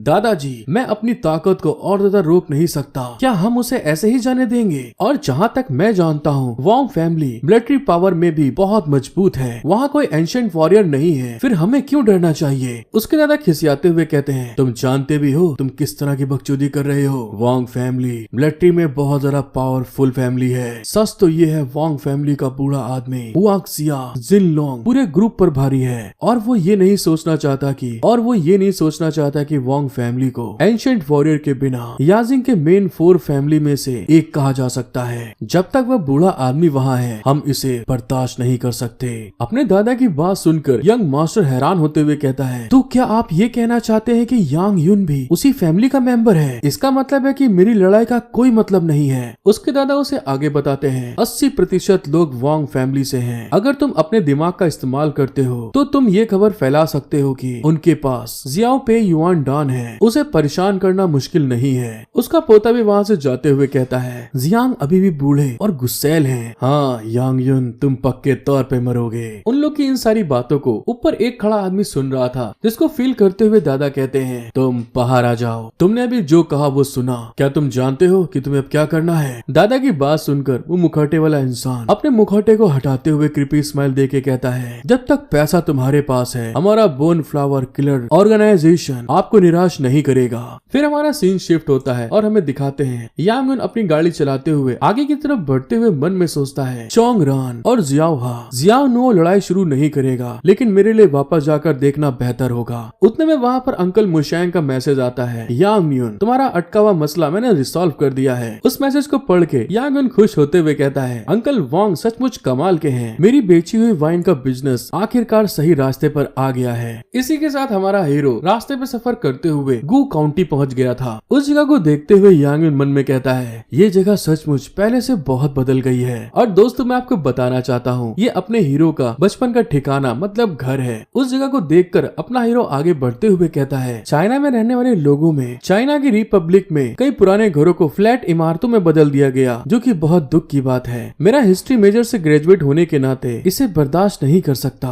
जब वो आगे की तरफ बढ़ रहा था, तभी एक हॉट लड़की यांग उनका रास्ता रोकते हुए कहती है, ओ मेरे चिकने सेक्सी, क्या तुम्हें मसाज करवानी है? बहुत कुछ अच्छा है वहाँ की जवान औरतें, चलो तुम्हें जन्नत की सैर कराती हूँ। यांग उस लड़की की बात को इग्नोर करके आगे की तरफ बढ़ते हुए कहता है, नहीं नहीं शुक्रिया, मुझे कुछ जरूरी काम है। लेकिन उतने में वो लड़की यांग युन के पास आकर उसके कंधे के कुछ पॉइंट्स को दबा देती है, जिस कारण से यांग युन को चरम सुख का एहसास होने लगता है। वो लड़की वहाँ पर और ज्यादा प्रेशर लगाते हुए मन में सोचती है, कोई भी मेरे जैसी ड्रैगन जासूस को मना नहीं कर सकता। वो इतनी ताकत लगा रही थी कि यांग युन के वहाँ पर आंसू निकल आए थे। वो ब्लश करते हुए अपने मन में सोचता है, ये टेक्निक सच में मेरी 13 हेड मेरिडियन के समान है। और तभी दोस्तों यांग युन ने भी अपनी ताकत को बढ़ाते हुए उस लड़की के हाथ को पकड़ लिया था। वो वहाँ पर जब उसके हाथ के ऊपर अपनी फिंगर से पॉइंट्स को दबा रहा था, तो जो अभी थोड़ी देर पहले अपने हीरो का हाल था, वो करहार रहा था, वो ब्लश कर रहा था, बिल्कुल सेम उसी तरह से अब ये लड़की करते हुए कहती है, अरे ये तुम क्या कर रहे हो? यांग युन उसके हाथ को मोड़ते हुए उससे पूछता है, मुझे बताओ तुमने ये टेक्निक कहाँ से सीखी है? यांग युन के पॉइंट्स दबाने के कारण वो लड़की वहाँ पर ब्लश कर रही थी, कांपते हुए कहती है ये मुझे 7 मास्टर ने सिखाया है और बगल में मौजूद व्हाइट हॉर्स क्लब भी उन्हीं की प्रॉपर्टी है। क्या तुम व्हाइट हॉर्स क्लब में शामिल होने में इंटरेस्ट रखते हो? तुम्हारी ताकत के साथ तुम पक्के तौर पर टॉप गार्ड बन सकते हो। और दोस्तों ये सीन देखने में सचमुच बहुत ज्यादा मजेदार है। उस लड़की को इस तरह से करारते हुए देखकर उसके पीछे से एक इंसान आगे बढ़ते हुए कहता है कोई हुआ, तुम क्या कर रही हो? और दोस्तों हमको पता चलता है यही 7 मास्टर हैं जिन्होंने इस लड़की को टेक्निक सिखाई। वो यांग युन के पास आकर ग्रीट करते हुए कहते हैं मुझे लगता है कि आप इस चाइनीज मेडिसिन का इस्तेमाल करना जानते हैं। मैं गुक्सियान काउंटी में चैन की बियान हूँ। आप कौन हैं? यांग युन आगे बढ़ते हुए उनसे कहता है मैं यांग युन हूँ। थोड़ी मोड़ी मेडिसिनल स्किल्स सीखने के बाद मुझे पहले यहाँ से निकल जाना होगा। उसको जाते हुए देखकर 7 मास्टर कहते हैं ना चाहते हुए भी तुम ही यांग युन हो, जियाओ पे युआन डान के बनाने वाले, जिसके बारे में उन्होंने मुझे बताया था। यांग युन उसकी बात को टालते हुए कहता है क्या? आखिर आप किस बारे में बात कर रहे हैं? जियाओ पे युआन डान, मुझे बिल्कुल आपकी बात समझ में नहीं आ रही है। लेकिन तभी उतने में यांग युन के पीछे से कुछ आ रहा था। हमको पता चलता है 7 मास्टर के पास जो हंटर था उन्होंने उसके ऊपर अटैक कर दिया था। यांग युन उनके हंटर को वहाँ पर पकड़ते हुए कहता है अंकल चैन, आप छिपकर हमला करने के लिए इस तरह से मार्शल आर्ट की बात नहीं करते। अंकल चैन अपने हंटर को अपनी तरफ खींचते हुए कहते हैं जैसे ही मैं बूढ़ा हो जाऊंगा मेरा छोटा दोस्त मुझे मदद करने के लिए तैयार हो जाएगा और मैं यहाँ जियाओ पे युआन डान के लिए नहीं हूँ। साथ ही वहाँ पर वो अपने मन में सोचते हैं इसका रिफ्लेक्शन तो सचमुच कमाल का है, ये पक्के तौर पर एंशिएंट वॉरियर है। यांग युन पलट के उनके चेहरे के ऊपर अपने घूंसे का एक अटैक करते हुए कहता है अगर ऐसी बात है तो फिर मुझे इस तरह से अटैक करने पर दोष मत देना। अंकल चैन ने वहाँ पर यांग युन के अटैक को अपने हंटर के थ्रू रोक लिया था। साथ ही दोबारा से अपने हंटर को चलाते हुए यांग युन के ऊपर एक पावरफुल अटैक कर देते हैं। उनका हंटर इतना ज्यादा पावरफुल था नीचे की जमीन टूट गई थी। यांग युन फिर से अपने रिफ्लेक्शन को यूज करते हुए उनके हंटर से बच गया था और साथ ही उनके हंटर के ऊपर खूब कस के अपना पैर रख देता है। दूसरे साइड में अंकल चैन उस हंटर को घसीटने की कोशिश कर रहे थे लेकिन वो खींच नहीं पाते, जिस कारण से वो अपने मन में सोचते हैं मैं मिंग जिंग की पावर में टॉप पर हूँ, तब भी मैं उसकी टांगों से अपने हंटर को खींच नहीं पा रहा। छोटी सी उम्र में ही वो डार्क पावर वॉरियर बन चुका है, मुझे विश्वास नहीं हो रहा। अंकल चैन अपनी हार मानते हुए कहते हैं जियाओ ये यांग की ताकत सचमुच बहुत कमाल की है, इसीलिए मैं अपनी हार स्वीकार करता हूँ। तुम्हारी सलाह के लिए धन्यवाद। यांग युन फिर से आगे बढ़ते हुए कहता है कुछ भी मत कहो, गुड बाय। लेकिन तभी उतने में अंकल चैन उसको रोकते हुए कहते हैं मिस्टर यांग रुकिए, मैं सच में आपसे कुछ पूछना चाहता हूँ, प्लीज मुझे एक डिसाइपल के रूप में एक्सेप्ट करें। इतना ओल्ड मैन अपने हीरो को डिसाइपल बनना चाहता है। दोस्तों आप लोग को वीडियो पसंद आती है तो सब्सक्राइब, लाइक, कमेंट करना बिल्कुल मत भूलिएगा। समय ना वेस्ट करते हुए चलते हैं आगे। पिछले एपिसोड में आखिरी में मिस्टर चैंग अपने हीरो के आगे घुटने टेक कर उसका डिसाइपल बनने की बात करते हैं, जिस बात को सुन के यांग युन उनसे कहता है आपका ये चाबुक अच्छा है, माँ जियाओ और दूसरे लोगों से बेहतर, लेकिन ये अफसोस की बात है। मिस्टर चैंग उससे पूछते हैं अफसोस किस बात का है? यांग युन उनको बताता है आपकी इनर पावर थोड़ी कमजोर लगती है, जल्दी इसे मजबूत नहीं किया गया तो आपकी पावर में सुधार नहीं हो सकता। मिस्टर चैंग यांग युन को बताते हैं आपकी नजर तो सचमुच बहुत कमाल की है, मैं चैन फैमिली का एंसेस्टर हूँ। वॉर के दौरान गुक्सिन के उत्तरी और दक्षिणी पहाड़ी में लोगों को प्रोटेक्ट करने वाले डाकुओं को गोली मार के मार दिया गया, जिस कारण से मेरी स्किल का आधा हिस्सा वहाँ पर बच गया और बचा हुआ आधा हिस्सा पूरी तरह से खत्म हो गया। आपका कहना सही है कि मेरी इनर कल्टीवेशन फाउंडेशन की स्ट्रेंथ, मैं अपनी इनर कल्टीवेशन फाउंडेशन की ताकत का पूरी तरह से इस्तेमाल नहीं कर सकता। सही से कहे तो मेरी चैन फैमिली को गो फैमिली का केवल आधा हिस्सा ही माना जा सकता है। मिस्टर चैंग की बात सुन के अपना हीरो मन में सोचते हुए कहता है ऐसा लगता है कि चैन किनबियान का नेचर बुरा नहीं है, उनकी फैमिली मार्शल आर्ट फैमिली से है जिसने गो काउंटी के लिए सैक्रिफाइस दिया है। अगर मैं उसे अपनी तरफ कर सकूं तो ये अच्छी बात होगी। अपने हीरो के आगे गिड़गिड़ा रहे थे, जिसको देखते हुए अपना हीरो उनसे कहता है ब्रदर चैन आप ये क्या कर रहे हैं? मिस्टर चैंग वहाँ पे गिड़गिड़ाते हुए कहते हैं ब्रदर मैंने अपनी पूरी जिंदगी में उम्मीद की है कि मेरी फैमिली फिर से अपनी असली गो फैमिली में लौट सके। मैं पिछले 10 सालों से जिंगमिंग के पीक स्टेज पर अटका हुआ हूँ। कुछ सालों बाद मैं अपनी अधेड़ उम्र तक पहुँच जाऊंगा और मेरी बॉडी की ताकत कम हो जाएगी और मेरी जिंदगी निराशा से भर जाएगी। मुझे लगता है कि आप इतनी कम उम्र में ही डार्क पावर की रैंक में पहुंच गए हैं। क्या आप मुझे कुछ सलाह दे सकते हैं? क्या तुम मेरी कल्टीवेशन को सही कर सकते हो? मैं तुम्हारे लिए सब कुछ कर जाऊंगा जब तक मैं वो हासिल कर सकूं जो मैं चाहता हूं।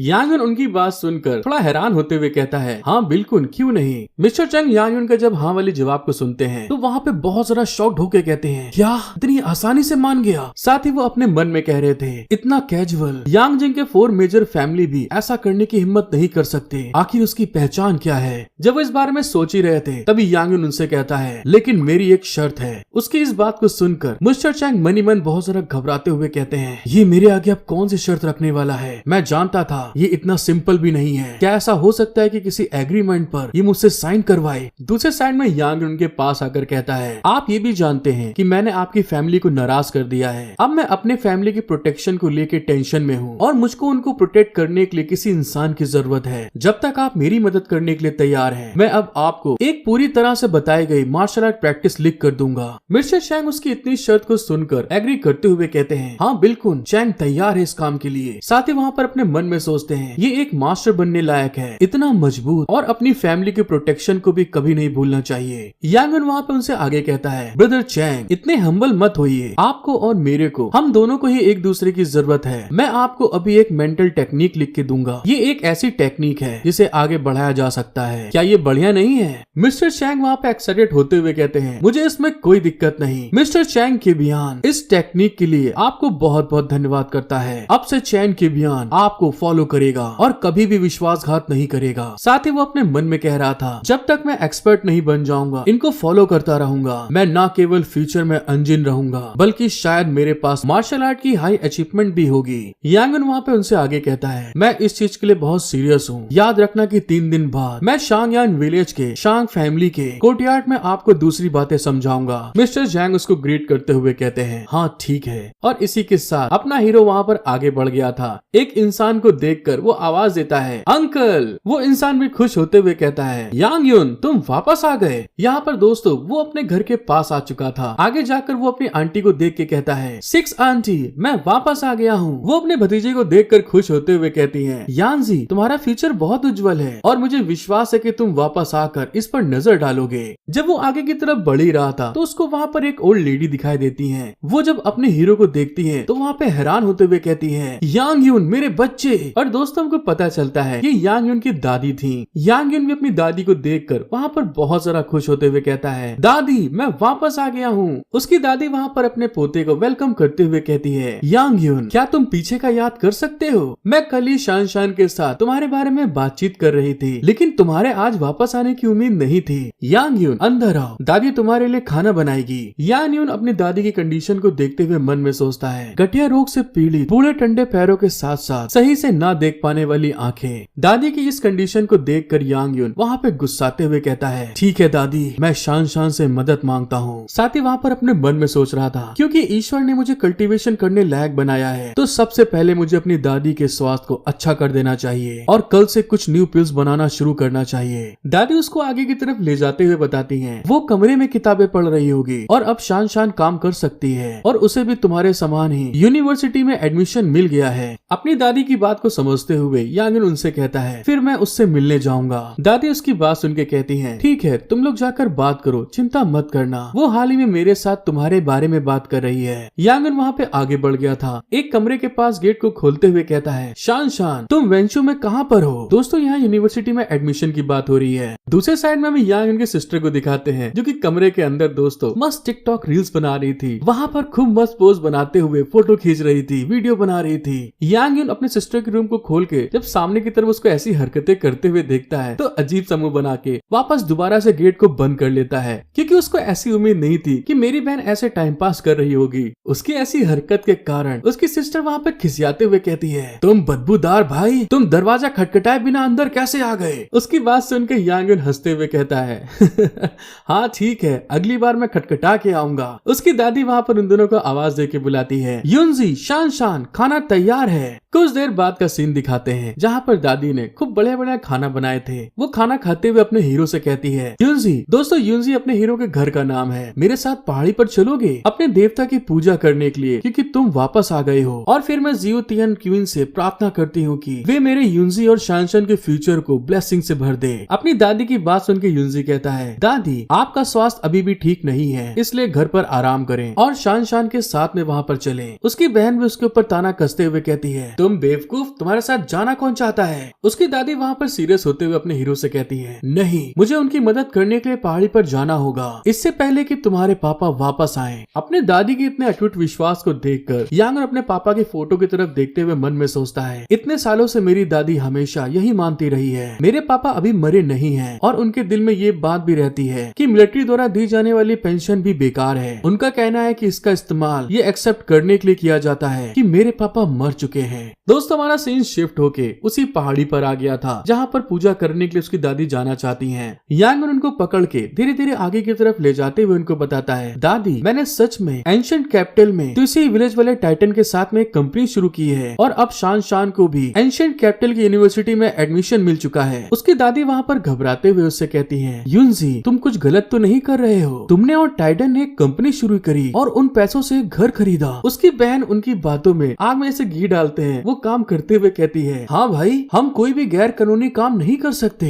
अपनी बहन की इस बात के कारण यांगन खिसियाते हुए उससे कहता है, तू बदबूदार लड़की, क्या तुमको मेरी बात पर यकीन नहीं है? मैं टाइटन के साथ रेगुलर हेल्थ केयर कंपनी चला रहा हूँ और मेरी कंपनी बहुत तेजी से ग्रो कर रही है और हमें फ्यूचर में इससे कोई कठिनाई नहीं झेलनी पड़ेगी। साथ ही मैं एंशिएंट कैपिटल में तुम्हारी देखभाल भी कर सकता हूँ। उसकी सिस्टर वहाँ पे हंसते हुए कहती है, हाँ हाँ ठीक है, मैं तुम पे भरोसा करती हूँ। उसकी दादी अपने हीरो से पूछती है, मैं उस जमीन का क्या करूँ जिस पर हम खेती करते हैं और मैं भी देहात में रहने की आदी हूँ। एंशिएंट कैपिटल की उस जगह को मैं अच्छे से नहीं जानती, मुझे डर है कि वहाँ किसी से बात करना मुश्किल होगा। यांगन आगे बढ़ते हुए दादी को समझाता है, दादी माँ, यहाँ शान और मैं हूँ, टाइटन भी एंशिएंट कैपिटल में है, अगर आप मुझे पसंद करती हो तो मैं समय समय पे वापस आपको यहाँ पर ले आ सकता हूँ। उसकी दादी उसे रिप्लाई देती है, युनजी, मुझे पहले इसके बारे में सोचने दो। यांगन वहाँ पे अपनी दादी को लेके उस मंदिर में जैसे वो एंट्री करता है, यूनिवर्सल पॉट फिर से एक्टिवेट हो गया था, जिसको फील करते हुए यांगन हैरान होकर मन में सोचता है, ये कितनी स्ट्रॉन्ग ऑरा है, इस मंदिर में क्या है? उस ऑरा को महसूस करते हुए यांगन वहीं पे अचानक से रुक गया था। यांगन वहाँ पे अपनी दादी से बोलता है, आप लोग पहले जाइए अंदर, मैं कुछ काम निपटा कर आता हूँ। उसकी इस बात को सुनकर उसकी सिस्टर कहती है, जल्दी आना, तुम मटर गश्ती करने मत चले जाना। यांगन अपनी यूनिवर्सल पॉट की एनर्जी को फील करते हुए उसको फॉलो करना स्टार्ट कर दिया था और वो एक जगह पर पहुंचकर इधर उधर देखता है। वो जो यूनिवर्सल पॉट की एनर्जी थी एक जगह पर अंदर की तरफ जा रही थी। उस एनर्जी को देखकर अपना हीरो मन में सोचता है, यहाँ कितना स्ट्रॉन्ग सेंस है, ये ट्रेजर क्या हो सकता है? वो उस जगह में आगे की तरफ बढ़ के वहाँ पर उस ट्रेजर को ढूंढने की कोशिश करते हुए कहता है, सबसे पहले मैं इस जगह को खोलता हूँ। यान जब वहाँ पे उस पत्थर को हटा रहा था तो वहीं पे कोई छुप के उसकी तरफ आगे बढ़ रहा था और हमको पता चलता है ये कोई और नहीं उसके मास्टर थे। यान उनको वहाँ पे बहुत ज्यादा डराते हुए कहते हैं, अरे ये तो सचमुच एंशिएंट फेरी है। अपने मास्टर के अचानक से पीछे आ जाने के कारण यान इतना ज्यादा डर गया था, उसकी आंखें वहाँ पर फटी की फटी रह गई थी। वो गुस्साते हुए अपने मास्टर के ऊपर चिल्ला के कहता है, मास्टर, क्या आप अचानक से बाहर आना बंद कर सकते हैं? उसके मास्टर वहाँ पे कोल्ड होते हुए कहते हैं, ऐसा लगता है कि ये तुम्हारी दुनिया का ही तरीका है और तुमको फ्यूचर में इसे हल्के में नहीं लेना चाहिए, हो सकता है कि अभी भी कुछ पावरफुल कल्टीवेटर मौजूद हो। यांगन वहाँ पे सोचते हुए कहता है, हालांकि हमेशा मैंने अपनी दादी को हेलोंग माउंटेन और जिउतियान मंदिर के बारे में कुछ कहानियां और पौराणिक सच्ची चीजों के बारे में बात करते हुए सुना है, क्या ये वही लेजेंडरी ट्रेजर हो सकता है? उसके मास्टर उस जगह देखते हुए उसे बताते हैं, हालांकि बच्चे तुम्हारा भाग खराब है, ये ग्रेट मैजिकल फिल फर्नेस है, भले ही इसे कल्टीवेशन रिल में रखा जाए, इसका एक ऐसा अस्तित्व है जो एक खूनी तूफान ला सकता है, नहीं, इसे जल्दी से दूर कर दो। यांगन अपने मास्टर की बात सुन के वहाँ पे बहुत जरा घबरा गया था, लेकिन तभी अचानक से उसका वो यूनिवर्सल पॉट एक्टिवेट हो जाता है। जिस चीज को होते हुए देख कर यांगन अपने मन में कहता है, अगर मैं कल्टीवेटर नहीं बनता तो मुझे सचमुच नहीं पता होता कि कितने ही ट्रेजर खो चुके हैं। नरेटन वॉइस हमें बताती है, गॉड की पूजा करने के बाद यांगन ने मंदिर में पुण्य पेटी में सीक्रेट तौर पे 20,000 युआन डाल दिए। दादी और शान के साथ पहाड़ से नीचे चला गया। यांगन अपने घर के रूम में आने के बाद उस फर्नेस को बाहर निकाल कर ध्यान से देखते हुए कहता है, क्या ये सच्ची में फेरी फर्नेस है? उतने में यूनिवर्सल पॉट से उसके मास्टर उसे बताते हैं, इस लेवल के इमोर्टल आर्टिफैक्ट को ब्लड टपका कर प्रैक्टिस करने की जरूरत होती है और फिर आग के ट्रू एसेंस के साथ तपा कर तुम चीजों को फर्नेस में डालने के बाद रिफाइन करके तुम एक एल्केमी पिल बना सकते हो। यांगन अपने मास्टर की बात को सुन के तुरंत अपने अंगूठे में कट लगाकर उस फर्नेस के ऊपर अपने ब्लड का एक ड्रॉप गिरा देता है। साथ ही जो लास्ट टाइम उसके मास्टर ने उसको एल्केमी फायर के लिए एक बुक दी थी, उसके मेथड को कल्टीवेट करते हुए मन में कहता है, सबसे पहले मास्टर की बात को समझने की कोशिश करता हूँ। ली हो जू। जैसे ही वहाँ पर उसने स्क्रिप्चर्स के वर्ड को बोला होता है, उसके हाथों में वहाँ पर फायर जनरेट होना स्टार्ट हो गई थी, जिसको देखते हुए यांगन खुश होके कहता है, हाँ ये सही है, यही ट्रू युआन ली हु है। दोस्तों, अपनी आग की बात कर रहा है। यांग युन ने जो वहाँ पर अपना फायर एसेंस जनरेट किया था, तुरंत उस भट्टी के अंदर उसको डालना स्टार्ट कर देता है। उसके ऐसा करने के बाद में अचानक से भट्टी में कुछ होता है और हमको पता चलता है वो भट्टी जो अभी तक ब्राउन कलर के मिट्टी के कलर में चमक रही थी, वो अचानक से गोल्डन कलर में चमकना स्टार्ट हो जाती है। साथ ही साथ उसके ऊपर कुछ स्क्रिप्चर्स भी लिखे हुए थे। यांग युन उस फर्नेस को देख के हैरान होते हुए कहता है, पिल फर्नेस पे भी, क्या इस पिल फर्नेस का नाम यही है? अभी तक जो यांग युन देख रहा था वो अपने सबकॉन्शियस माइंड के अंदर देख रहा था। बाहर जो पिल फर्नेस रखा हुआ था उसके अंदर भी वहाँ पर रोशनी चमकना स्टार्ट हो गई थी। उसके ऊपर की जो परत थी उसके अंदर क्रैक पड़ना स्टार्ट हो जाते हैं और धीरे धीरे करते हुए जिस तरह से यांग युन के मन के अंदर वो फर्नेस दिख रहा था, वो रियलिटी वर्ल्ड में भी वैसे ही गोल्डन कलर में चमकना स्टार्ट हो गया था। जिस चीज को देख के यांग युन खुश होते हुए कहता है, ये पूरी तरह से सही हो गया, चलो अब एल्केमी करना शुरू करते हैं। यांग युन अपने मास्टर की दी हुई किताब में से एक पिल को देखते हुए मन में कहता है, गुड फॉर्च्यून लाइफ पिल, जो ह्यूमन बॉडी की जिंदगी की ताकत को कंट्रोल करती है, और ये पिल मेरी दादी की बॉडी के लिए बहुत बढ़िया होगी। यांग युन ने वहाँ पर अपने हाथों में जिनसिंग निकाल लिया था और उस फर्नेस के अंदर डालते हुए कहता है, जिनसिंग और दूसरी जड़ी बूटियों को मिलाते हैं और साथ ही वहाँ पर अपनी फायर का इस्तेमाल करना स्टार्ट कर देता है। तो वहाँ पर वो फर्नेस बहुत ज्यादा फायर के साथ जलना स्टार्ट हो गया था, जिसको देखकर अपना हीरो मन में सोचता है, ये इमोर्टल वेपन लेवल की पिल फर्नेस होने लायक है। इसके पिल रिफाइनिंग करने के दौरान मैंने ये साफ तौर पे महसूस किया कि मेरे चारों ओर की स्पिरिचुअल एनर्जी धीरे धीरे फर्नेस अपने अंदर एब्जॉर्ब कर रहा है। इस फर्नेस में मेडिसिन मटेरियल के एसेंस को एब्जॉर्ब करने की जो स्पीड है मेरी सोच से भी परे है। कुछ समय बीतने के बाद उस फर्नेस के अंदर लाइट चमकना स्टार्ट हो जाती है। यांग युन जब उस फर्नेस को ओपन करके देखता है तो उसके अंदर दोस्तों पर्पल कलर की बहुत ढेर सारी गोलियां बन चुकी थी, जिसको देख के यांग युन बहुत ज्यादा खुश होके कहता है, सौभाग्य से जिंदगी को ताकत देने वाली गोली बन गई है और इसकी क्वालिटी एक्स्ट्रा ऑर्डिनरी हाई है। पिल्स को कल्टीवेट करने वाले लोगों के हिसाब से ये स्टैंडर्ड क्वालिटी की है, जरूरी नहीं कि सभी लोगों पे लागू हो। पहले मैं ये समझने की कोशिश करूंगा कहीं इसका कोई साइड इफेक्ट तो नहीं है। जिस चीज को जानने के लिए यांग युन ने वहाँ पर तुरंत उस पिल को अपने मुंह में डाल लिया था और तुरंत उस पिल को खाने के बाद कल्टीवेट करते हुए बताता है, इसकी ऑरा प्योर एनर्जी इतनी ज्यादा पावरफुल है, यूनिवर्सल गुड फॉर्च्यून के साथ जुड़ने के लिए ही किया जा सकता है। उस पिल को पूरी तरह से अपनी बॉडी में रिफाइन करने में यांग युन के पसीने छूट गए थे। वो वहाँ पर हैरान होते हुए कहता है, क्या मेरे पास कितनी ज्यादा बदबू आ रही है? और तभी इस चीज को समझते हुए यांग युन मन में बताता है, ऐसा महसूस हो रहा था कि मेरी इस बॉडी को एक बार गर्म करने के बाद जो रिजल्ट आया है, मेरी बॉडी में से अशुद्धियों की एक परत निकल गई हो, लेकिन इस पिल का स्वाद बहुत खट्टा था। यांग युन जब वहाँ पे कल्टीवेशन कर रहा था तभी वहाँ पर गेट खटखटाया जाता है और उसकी सिस्टर अंदर आते हुए उससे कहती है, भाई क्या हो रहा है, इतनी बदबू कहाँ से आ रही है? दोस्तों यांग युन के हाथ में कुछ गीला गीला चिपचिपा सा लगा हुआ था। वो वहाँ पर उसके हाथ में उस गीली गीली चीज को देखकर धीरे से गेट बंद करते हुए कहती है, मेरा भाई सचमुच एक नंबर का ठरकी है। अब आप समझ सकते हैं दोस्तों उसकी सिस्टर यहाँ पर क्या समझी होगी। यांग युन अपनी सिस्टर के मुंह से इस तरह की बात सुनकर वहाँ पे रोंदू सा मुंह बनाते हुए कहता है, शान शान यहाँ पर कुछ भी ऐसा वैसा नहीं है जैसा तुम सोच रही हो। फिर वहाँ से वो आगे की तरफ बढ़ के खिसियाते हुए मन में कहता है, धत तेरे की, दूसरे लोगों के बीच में गलत फहमी पैदा ना हो जाए, इसके लिए चलो पहले पहाड़ पर मौजूद झील में चल के नहाते हैं। जब वो आगे की तरफ बढ़ रहा था तो एक लड़की उसको देखकर अजीब सा मुंह बनाते हुए कहती है, ब्रदर क्या तुम किनारे नहाने जा रहे हो? यांग युन उस लड़की को पहचान नहीं पाता, जिस कारण से वो अपने मन में सोचता है, ये तो एकदम नया चेहरा है, क्या हमारे पास शांगयांग गांव में पहले से ज्यादा लोग हो गए हैं? उतने में ही वो लड़की यांग युन के साथ फ्लर्ट करते हुए कहती है, ब्रदर नुजिया आपको इसे धोने में मदद करेगी, क्या मैं भी तुम्हारे साथ में चलूं वहाँ पे? इस बात को सुन के यांग युन वहाँ पे खिसिया तो गया था, लेकिन फिर अपने आप को शांत करते हुए कहता है, तुम लड़की अपनी इज्जत का सम्मान करो, मेरे पास पहले से ही मेरी स्वीट हार्ट है। यांग युन जैसे ही बोल के आगे की तरफ बढ़ता है उतने में वो लड़की सारा सामान फेंकते हुए उसके ऊपर अटैक करने के लिए आगे बढ़ के चिल्ला के कहती है, अगर ऐसी बात है तो तुम मर जाओगे।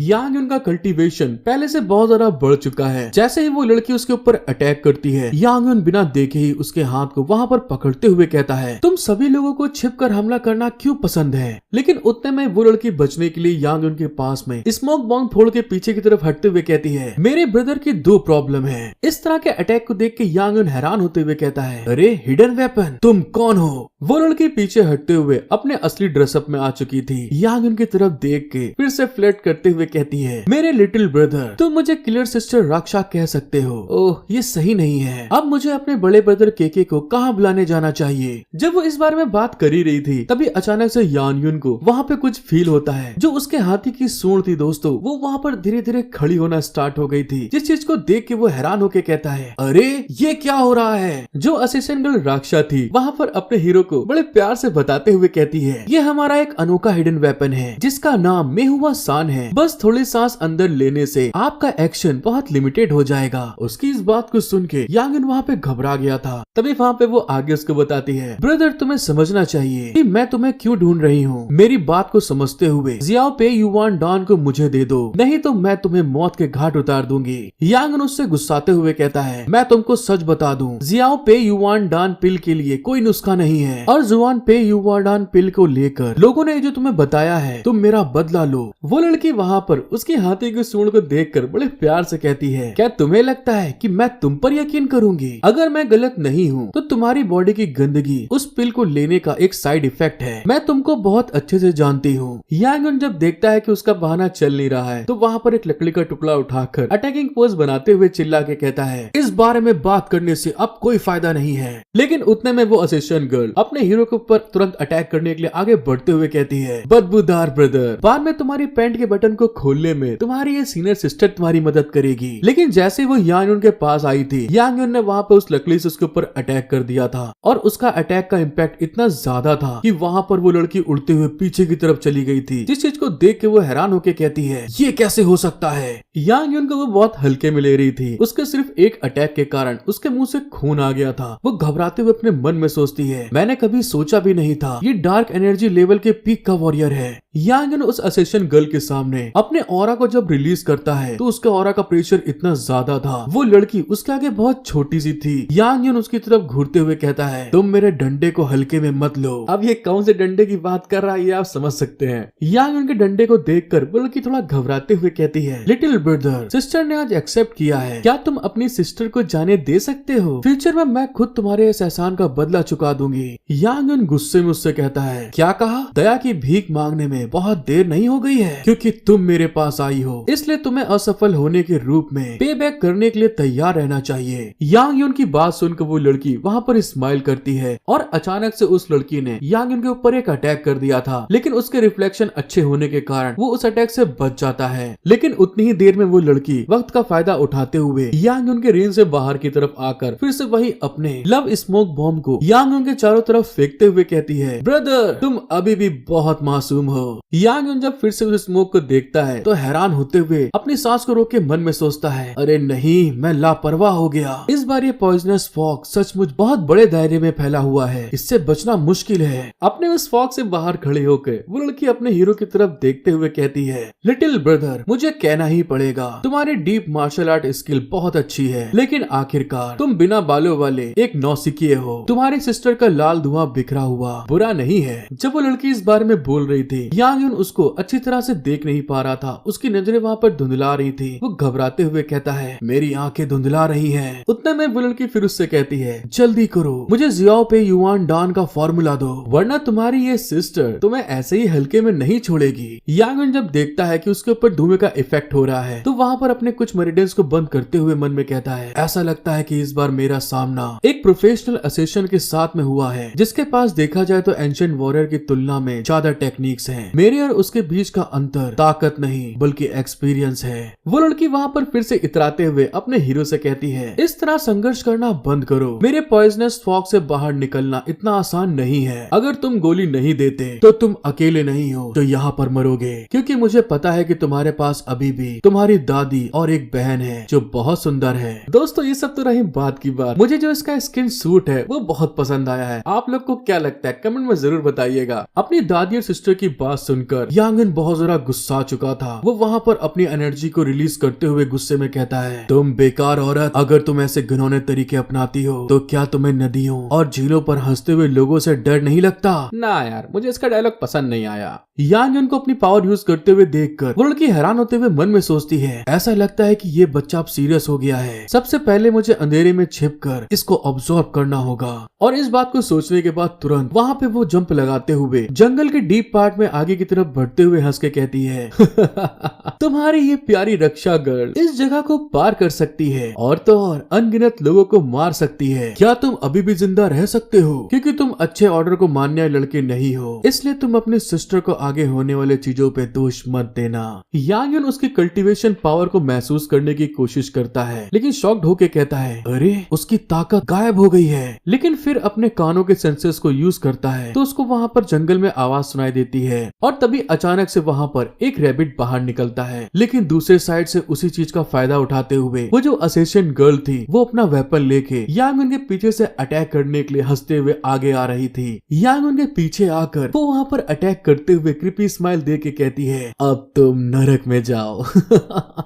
लेकिन तभी उतने में यांगन अपनी एनर्जी को यूज करते हुए कहता है, तुम्हारा अटैक हाइड हो सकता है लेकिन तुम्हारी दुष्ट हत्या करने की फीलिंग बहुत साफ है। इस बात को सुन के वो लड़की शॉक्ड हो गई थी। उतनी ही देर में जैसे उसने अटैक किया था, यांगन जंप करते हुए पीछे की तरफ हट जाता है और साथ ही साथ अपनी एक स्किल को यूज करते हुए रक्षा के ऊपर एक स्पिरिचुअल अटैक कर दिया था। ऐसा होने के साथ में रक्षा के चारों तरफ वहाँ पर आग जलना स्टार्ट हो गई थी। वो वहाँ पर उस आग के इफेक्ट के कारण बहुत ज्यादा तड़प रही थी, चिल्ला रही थी। और दोस्तों कुछ ही पल के अंदर इतना सुनहरा बदन वहाँ पर राख का ढेर बन के रह जाता है। उसका जो हथियार था वो भी जमीन पे गिर गया था। यांगन वहाँ पर अपने मेरिडियंस को थोड़ा और ब्लॉक करते हुए कहता है, वो पॉइजन फॉग बहुत ज्यादा फैल गया है, सबसे पहले पॉइजन फॉग को मुझे खत्म करना होगा। और इस बात को सोचते हुए वो वहाँ पर कल्टीवेशन करने के लिए बैठ गया था, अपनी स्पिरिचुअल पावर के थ्रू उस पॉइजन के इफेक्ट को खत्म करने के लिए। कुछ समय के कल्टीवेशन के बाद जब वो आंखें खोल के देखता है तो सामने रक्षा का वही हथियार पड़ा था, जिसको देख के वो हैरान होते हुए कहता है, ये पहली बार है जब मैंने अपनी फायर एसेंस का इतना अच्छे से कंट्रोल करके इस्तेमाल किया है। वो वहाँ पे आगे बढ़ के रक्षा के उस हथियार को उठाकर उसकी जली हुई बॉडी की तरफ देखते हुए कहता है, तुम्हें मुझे मेरी दादी और सिस्टर से डराना नहीं चाहिए था, वो दोनों मेरी जिंदगी है। लेकिन रक्षा की इतनी गंदी हाल देख के वो कंट्रोल नहीं कर पाता और किनारे पेड़ के पास जाकर वहाँ पर उल्टी करना स्टार्ट कर देता है, क्योंकि उसकी बॉडी से इतनी गंदी स्मेल आ रही थी। साथ ही कुछ दूर आगे जाकर एक नदी के अंदर वो उसके वेपन को फेंकते हुए मन में सोचता है, उसकी जैसी खूबसूरत इंसान जो देखने में लगता है कि बुरी नहीं है, लोग सोचते हैं इससे निपटना कुछ भी नहीं होगा, लेकिन चाहे कुछ भी कहो मेरे दिल में अभी भी उसके लिए थोड़ी फीलिंग तो थी। वो वहाँ पर उस हथियार को फेंक के दूसरे साइड में नहाने के लिए अपनी वही झील पे आगे की तरफ बढ़ रहा था। जैसे वो आगे बढ़ता है तो वहाँ पर वो कुछ देख के हैरान होते हुए मन में सोचता है, क्या फेरी झील में दूसरे लोग नहा रहे हैं? और जब वो आगे बढ़ के ध्यान से देखता है तो वहाँ पर एक बहुत ज्यादा हॉट खूबसूरत कन्या नहा रही थी, जिसको देखते हुए वो कहता है, अरे ये तो जिन फैंग है, जिसको दोस्तों आप लोग देख के ही समझ सकते हैं कितना हॉट एंड सेक्सी फिगर है। दूसरे साइड में उस हॉट लड़की को भी वहाँ पर कुछ महसूस हो गया था, जिस कारण से वो मन में सोचते हुए कहती है, क्या मैंने कुछ गलत सुना? ऐसा लग रहा है जैसे किसी ने अभी भी मुझे वहाँ पर आवाज दी हो। अचानक से देखने के कारण यांगन वहाँ पे तुरंत पेड़ के पीछे छुप के अपने मन में सोचता है, क्या जिन फैंग सिटी में काम करने नहीं गई थी, वो वापस क्यों आ गई है? उसको इस चीज का अंदाजा नहीं है कि यांगन पीछे खड़ा हुआ है। जिनफेंग वहाँ पर जो टॉवल ओढ़े हुए थी वो धीरे से वहाँ पर निकालती है। यांगन वहाँ पे उसको महसूस करते हुए कमीना इंसान एक आंख से देखते हुए मन में सोचता है, अरे नहीं, जब मैं छोटा था तो मैं हमेशा जिनफेंग को अपनी बड़ी बहन मानता था, इसलिए मैं ऐसा नहीं कर सकता। लेकिन जैसा कि मालूम है हम लोग के अंदर दोस्तों कमीना कैरेक्टर भी छिपा होता है। वो वहाँ पर अपने हीरो के पास आकर उसको समझाते हुए कहता है, अबे देखो इतना मस्त सीन दोबारा देखने को नहीं मिलेगा। हाँ, वो तुम्हें अभी ढूंढ भी नहीं पाई है, यहाँ हर कोई एडल्ट है, तो क्यों ना एक नजर डाल ही ली जाए। उन दोनों की बात सुन के यांगन खिसियाते हुए कहता है, तुम दोनों मेरे इनर डीमन इतनी कोशिश क्यों कर रहे हो? छोड़ो, भूल जाओ, मैं ऐसा इंसान नहीं हूँ। यांगन का वही कमीना कैरेक्टर फिर से धीरे से कहता है, इतना सब कुछ देखने के बाद इस बात को कहना सही नहीं है। उसकी बात सुन के यांगन खिसियाते हुए कहता है, बेफालतू की बकचोदी करना बंद करो, किसी और के पास जाओ तुम। यांगन उसी झील के दूसरे साइड में आ गया था। वहाँ पर उस नदी में में अंदर जाते हुए कहता है, ओह बहुत ठंडी है ये तो। उस नदी के पानी को देख के यांग युन बहुत ज्यादा खुश होके कहता है, फेरी झील सच में बहुत अच्छी जगह है। ये सर्दियों में गर्म और गर्मियों में ठंडा पानी देती है। दादी ने तो ये भी कहा है कि ये एक ऐसी जगह थी जहाँ परियां नहाती थी, लेकिन उन्हें नहीं पता था कि ये सच है कि नहीं। यांग युन वहाँ पे उस झील में आने के बाद तैरते हुए अपने वही पुराने दिन फील करता है जब वो उसी खूबसूरत कन्या के साथ में वहाँ पर नहाने आता था। उस चीज को याद करते हुए कहता है, वो पल भी कितने प्यारे पल थे मेरे, जब मैं और जिनफेंग साथ में इस नदी में आकर खूब मस्ती करते थे, नहाते थे साथ में। लेकिन तभी वो कुछ फील करते हुए कहता है, पानी के नीचे कुछ है। और दोस्तों देखने से लग रहा है कि मछली है नीचे।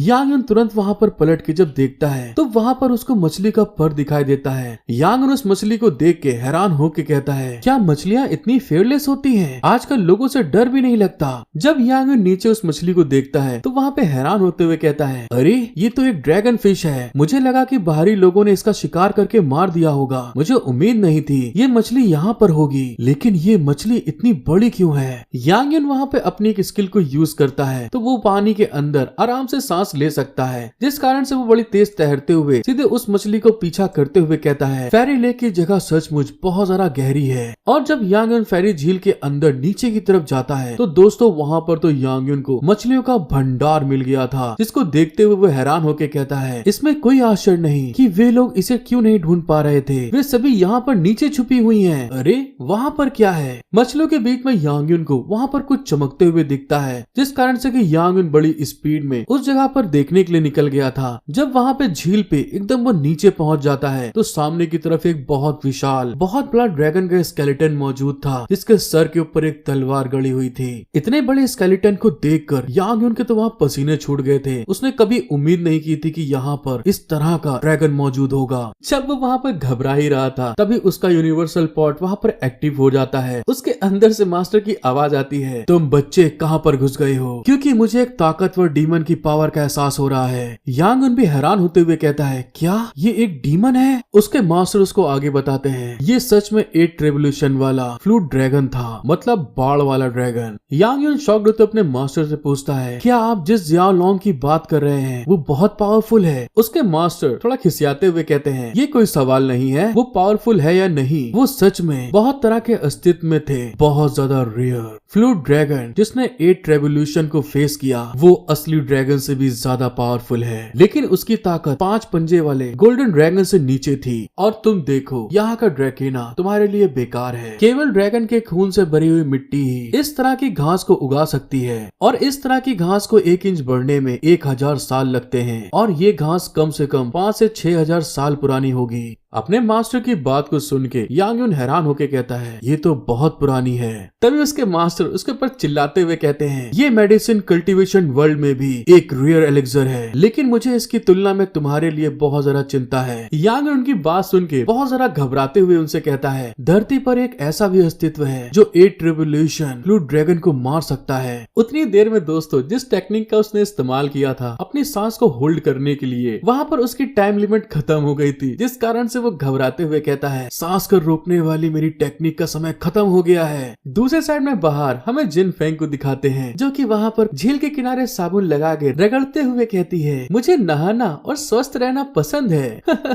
जब वो वहाँ पर इस बारे में बोली रही थी, झील के नीचे से बहुत ढेर सारे बुलबुले ऊपर की तरफ उठना स्टार्ट हो जाते हैं, जिसको देखकर वो वहाँ पर घबरा रही थी। और उतने में दोस्तों यांग युन ने जो वहाँ पे ड्रैगन फिशेस को देखे थे, वो वहाँ पर 3-4 फिशेस को पकड़ के सरफेस के ऊपर आते हुए चिल्ला के कहता है, वाओ मेरा दम तो पूरी तरह घुट ही गया था। यांग युन को इस तरह से अचानक से, वो भी मछलियों के इतने खतरनाक गेटअप में देखकर जो जिनफेंग थी वहाँ पर दोस्तों बेहोश हो गई थी, जिसको देख के यांग युन मछली हिलाते हुए मन में सोचता है, अच्छा मुझे अब पता चला पुल पानी के नीचे जुड़ा हुआ है और सिस्टर जिनफेंग पुल के ऊपर क्यों तैर रही है। इस चूते को समझ में नहीं आया। कुछ देर बाद दिखाते हैं यांग युन हॉट सेक्सी जिनफेंग को उठाकर वहीं पुल के किनारे लाकर रख देता है और उसकी बॉडी की अच्छे से जांच करते हुए मन में सोचता है, मन में सोच रहा था इन सब चीजों के बारे में मुझे नहीं सोचना चाहिए, पहले उसे जागने देता हूँ। जब उसके नाड़ी को चेक करता है उतने में दोस्तों जो जिनफेंग थी वहाँ पे ब्लश करते हुए करारना स्टार्ट कर देती है, जिस चीज के कारण यांग युन उसको पास से चेक करता है। तो उतने में ही जिंग सैन की आंखें खुलती है, तो वो अपने सामने अपने हीरो को देख कर शॉक्ड होते हुए कहती है, क्या तुम तुम युनजी हो, मुझे अभी क्या हुआ? यांगन खूब मस्त एटीट्यूड में अपने बालों को संवारते हुए कहता है, हाँ ये मैं हूँ, मैंने तुम्हें बेहोश होते देखा और तुम्हें बचाया। सिस्टर जिनफेंग, क्या तुम ठीक हो? यांगन के इस तरह के चॉकलेटी पोज को देखकर सिस्टर जिनफेंग वहाँ पे ब्लश करते हुए कहती है, युनजी मुझे मत छुओ, मैं एक इविल स्टार हूँ जो आदमियों को फंसा लेती है, इसलिए तुम्हें मुझसे कम कांटेक्ट करना चाहिए। युनजी उसकी बात सुनकर हैरान होते हुए कहता है, एक इंसान पैदा होता है, स्काई और उसके लक के खिलाफ लड़ने के लिए पैदा हुआ था। मेरी नजर में लक का इस्तेमाल तोड़ने के लिए किया जाता है। युनजी की बात सुनकर कोई वहाँ पर बहुत तेजी से उसके गालों पे एक तमाचा मारता है। तो दोस्तों हमको पता चलता है ये कोई और नहीं, उसकी वही यंगर सिस्टर थी। वो वहाँ पे उसके गाल पे तमाचा मारते हुए चिल्ला के कहती है, मैं ये सोच ही रही थी तुम इतने लंबे टाइम तक फेरी झील में नहाने क्यों गए हो, लेकिन मुझे उम्मीद नहीं थी कि सिस्टर जिनफेंग एबनॉर्मल मेरे भाई के साथ ऐसा करना पड़ेगा। दोस्तों ये सीन सच में तमाचे वाला बहुत ज्यादा मजेदार था। हमारा सीन शिफ्ट होता है और हमको पता चलता है यांगन की सिस्टर उसको वहाँ पर अपने साथ घर ले आई थी। फैंजिन वहाँ पर हंसते हुए कहती है, मुझे माफ करिए अभी कुछ हुआ है इसलिए मैं यहाँ पर चली आई। दादी वहाँ पर उससे पूछती है, जिनफेंग क्या बात हुई है, तुम बहुत समय के बाद हमारे घर में आज आई हो। मुझे तो ऐसा लगता है उस समय शायद तुम छोटी थी तो तुम अक्सर टाइडन के साथ में यहाँ डिनर के लिए आती थी। उसकी सिस्टर वहाँ पे अजीब सा मुंह बनाते हुए अपने भाई से कहती है, अरे मुझे माफ कर देना, मुझे पता नहीं था कि आपने सिस्टर जिनफेंग को बचाया है। फैंजी वहाँ पे गुस्से में कहता है, बस अपनी गलती को मान लो और मेरी नजरों के सामने से हट जाओ। दादी वहाँ पे उस फिश को देख कर हैरान होते हुए कहती है, हे फैंजी क्या ये ड्रैगन फिश सच में तुमने फेरी झील में पकड़ी थी? हमने बहुत सालों से अपने गाँव में इस तरह की मछली नहीं देखी थी और मुझे लगा कि ये पूरी तरह से गायब हो चुकी है। युनफेंग वहाँ पे बहाना बनाते हुए कहता है, इसे पकड़ने में मुझे बहुत मेहनत करनी पड़ी, हर कोई वहाँ पे कोशिश कर रहा था और साथ में दोस्तों अपने मन में सोचता है, इस ड्रैगन फिश को पकड़ने के लिए मेरी जान लगभग चली गई थी। सौभाग्य से सांस रोकने की टेक्निक के आखिरी पल में ड्रैकेना और वो तलवार दोनों यूनिवर्सल पॉट में डाल दी गई। उस ड्रैगन फिश को बनने के बाद जैसे दादी फैंजी और उसकी सिस्टर उस सूप को पीती हैं, उसकी सिस्टर को तो ऐसा महसूस हो रहा था वो भी उन्हीं ड्रैगन फिश में से एक है। वो उस खाने को खाते हुए मन में सोचती है, हाँ मैं वहाँ पे तैर रही हूँ, ये कितना मजेदार है। और जब फैंजी खाती है उसको ऐसा महसूस होता है एक मस्त बाइसेप्स वाला टॉल बंदा उसको वहाँ पे उसको रिझाने की कोशिश कर रहा है, जिसको फील करते हुए फैंजी अपने मन में सोचती है, मैं ये विश्वास नहीं कर सकती, मुंह में पिघल जाने वाले स्वाद और हल्की मेडिसिनल खुशबू के साथ मेरी पूरी बॉडी की इंद्रियों में इसकी ताकत और मिठास इफेक्ट कर रही है। और जब दादी उस मछली को खाती है तो वो अपने जवानी के पल को याद करते हुए कहती है, ये पुरानी और जान पहचान याद, ऐसा लग रहा है कि मैं 16 साल की जवान लड़की हूँ और अपनी वही चुलबुली जवानी की ओर वापस लौटती जा रही हूँ। वो तीनों के तीनों स्वाद को खाने के बाद एक साथ कहते हैं, हाँ सच में ये बहुत स्वादिष्ट है। यांगन वहाँ पे ब्लेस करते हुए मन में सोचता है, मैंने सूप के 1/3 हिस्से में गुड फॉर्च्यून और वेटलिटी पिल को डाला है, साथ ही ये ड्रैगन फिश ड्रैकना पर पली बड़ी है। ये सूप एक बहुत ही जीवन टॉनिक है, इसे सही तरीके से पीने के बाद उन्हें बहुत अच्छा हेल्थ में फायदा होगा। उतने में यांजुन उस खूबसूरत हॉट लड़की से पूछता है, वैसे सिस्टर जिनफेंग क्या आप पिछले कुछ सालों से सिटी में काम नहीं कर रही थी, तो अचानक यहाँ पर क्यों चली आई? वो वहाँ पे अफसोस करते हुए बताती है, अरे युनजी तुम ये भी जानते हो कि मेरी माँ हमेशा पैरों की प्रॉब्लम की परेशानी में रही है और हाल के दिनों में ये और भी ज्यादा बदतर हो गया है। गुक्सियान हॉस्पिटल के सभी डॉक्टरों ने कहा है कि उनके बॉडी पार्ट को बदलने की जरूरत है, इसलिए मैंने सिटी में एक जीनियस डॉक्टर को ढूंढा जिसने मेरी माँ की मदद की। इस बात को सुन के यांगन उससे पूछता है, क्यों ना मैं तुम्हारे साथ जाकर देखूं, मैंने बहुत दिनों से आंटी वोंग को नहीं देखा है। जिनफेंग इस बात को सुनकर खुश होते हुए कहती है, हाँ ठीक है, मुझे लगता है कि मेरी मम्मी भी खुश होंगी। इसी के साथ हमारा सीन शिफ्ट होता है रात के समय। जिनफेंग वहाँ पर वापस आ गई थी, घर के अंदर आते हुए कहती है, मॉम मैं वापस आ गई हूँ, ये देखिए ये कौन आया है। आंटी वोंग वहाँ पे अपने हीरो को देखकर खुश होते हुए कहती है, अरे युनजी तुम तो इतने बड़े हो गए हो, इधर आओ आंटी को देखने दो खुद को। वो वहाँ पर आंटी वोंग को भी गोल्डन फिश देते हुए कहता है, आंटी वोंग आपने इसे बहुत लंबे समय से नहीं देखा होगा, वो तो बस देखने का बहाना कर रहा था। साथ ही वहाँ पर वो अपनी आई टेक्निक को इस्तेमाल करते हुए उनके घुटनों की नसों की वहाँ पर जांच कर रहा था, जिसको देखकर अपने मन में सोचता है, इनके पैर की मांसपेशियों पे ब्लड सर्कुलेट नहीं कर रहा, मांसपेशी का एक हिस्सा नेक्रोटिक हो गया है, जो सच में बुरा है। वो वहाँ पर अपनी टेक्निक को याद करते हुए आंटी वोंग से पूछता है, मैंने सुना है कि हाल ही में आपका स्वास्थ्य खराब हो गया है, इसलिए आपसे मिलने के लिए मैं स्पेशल यहाँ पर आया हूँ। साथ ही वो अपने मन में सोचता है, लेकिन एक हैंडसम डॉक्टर यिंग यांग और 5 एलिमेंट्स नीडल के पास मांसपेशी नेक्रोसिस नेक्रोसिस का इलाज करने की एक टेक्निक है। फिर वहाँ पे वो उस फिश को आंटी को पकड़ाते हुए कहता है, मैं आपके लिए भी एक मछली लेकर आया हूँ। उस फिश को देख के आंटी हैरान होके कहती है, अरे ये कितनी बड़ी ड्रैगन फिश है। ये ड्रैगन फिश तो अब तो गुवाहाटी में बहुत ज्यादा वैल्यूएबल है, हम इसे एक्सेप्ट नहीं कर सकते।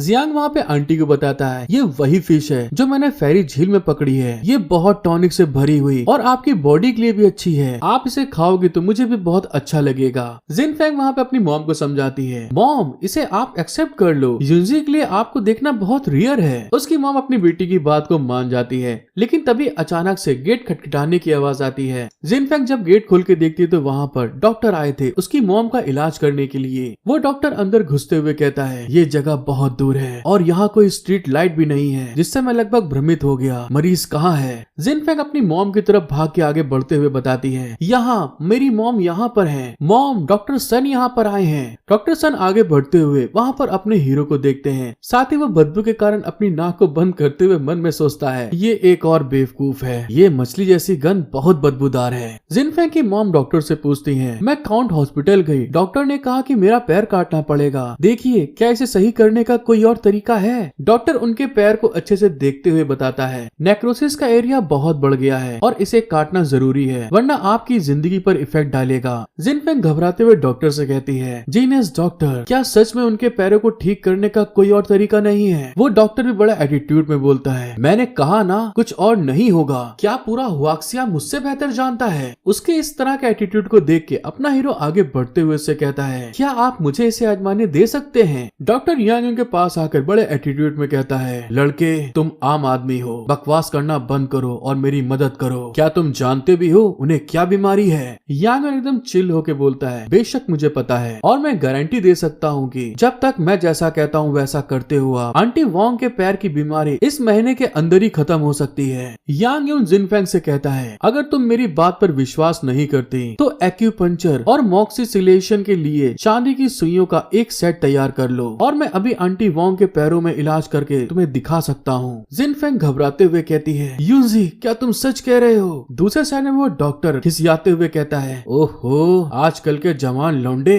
बहुत ज्यादा बड़े बड़े शब्द बोलते हैं। यहाँ पे बड़ी उम्मीद भरी निगाहों से अपने हीरो की तरफ देख के कहती है, मुझे तुम पर विश्वास है यूनजी, जब तक तुम मेरी माँ को ठीक कर सकते हो तुम जो चाहो वो कर सकते हो और मैं अब तुम्हारे लिए जिनसैन की तलाश करूंगी। डॉक्टर पीछे से गुस्साते हुए कहता है, अगर तुम अपनी बात को साबित कर सके तो मैं तुरंत घुटने टेक कर आपको अपना ग्रैंडपा बोलूंगा। यूनजी अपने मन में हंसते हुए कहता है, ओहो ठीक है, इसके लिए अफसोस मत करना। आंटी वोंग भी अपने हीरो से कहती है, यूनजी मेरे लिए कम पैर होना ठीक है, मुझे डर है कि मैं जिनफेंग की जिंदगी में आ जाऊंगी। उसने कई बार कहा कि वो सिटी में अपनी नौकरी छोड़ देगी और मेरी देखभाल करने के लिए वापस आएगी। मैंने मना भी कर दिया, कोई फर्क नहीं पड़ता कि तुम मेरे पैरों को ठीक कर पाते हो कि नहीं, तुम जिनफेंग को देखो और वो बहुत अच्छी है, या तुम लोग एक साथ होकर रह सकते हो। जिनफेंग अपनी मॉम की बात सुनकर वहाँ पे शर्माते हुए कहती है, मॉम आप किस तरह की बात कर रही हो? लेकिन दूसरे साइड अपने लौंडे को अभी कोई फर्क नहीं पड़ रहा था, उसका दिमाग सिर्फ और सिर्फ आंटी वोंग के घुटने के ऊपर लगी थी। वो अपने नीडल्स के अंदर स्पिरिचुअल पावर एंटर करते हुए वो अपने नीडल के अंदर अपने स्पिरिचुअल पावर के थ्रू एक टेक्निक एक्टिव करते हुए कहता है, अब कुछ और मत कहो, मैं पहले अपना इलाज करूंगा। और तुरंत अपनी स्पीड को यूज करते हुए आंटी वोंग की जहाँ भी नसें जो कुछ ब्लॉकेज हो रही थी वो वहाँ पर उन चांदी की सुइयों को घुसेड़ना स्टार्ट कर देता है। उसकी इस तरह की स्पीड को देखकर जो जीनियस डॉक्टर था वहाँ पे शॉक्ड होते हुए कहता है, तुमने एक बार में 5 सुइयां लगाई? एक बार की सांस में बस 1 सुई लगा सकते हैं, तुमने 5 कैसे लगाई? और ये एक्शन एक बार में ही पूरा हो गया। हे लौंडे तुम किसे बेवकूफ बना रहे हो? पैरों का फिर से वापस ठीक होना इम्पॉसिबल है। यूनफेंग आंटी वोंग से पूछता है, आंटी वोंग क्या अब आप कुछ फील कर रही हैं? आंटी वोंग वहाँ पे बहुत खुश होके कहती हैं, हाँ मैं अपने पैरों में खुजली महसूस कर रही हूँ। आंटी वोंग की बात सुनकर तो जो जीनियस डॉक्टर था उसकी विग वहाँ पे उड़ चुकी थी, वो इतना घबरा गया था, वो शॉक्ड होते हुए चिल्ला के कहता है, ये क्या बोल रही हो तुम? कैसे हो सकता है ये?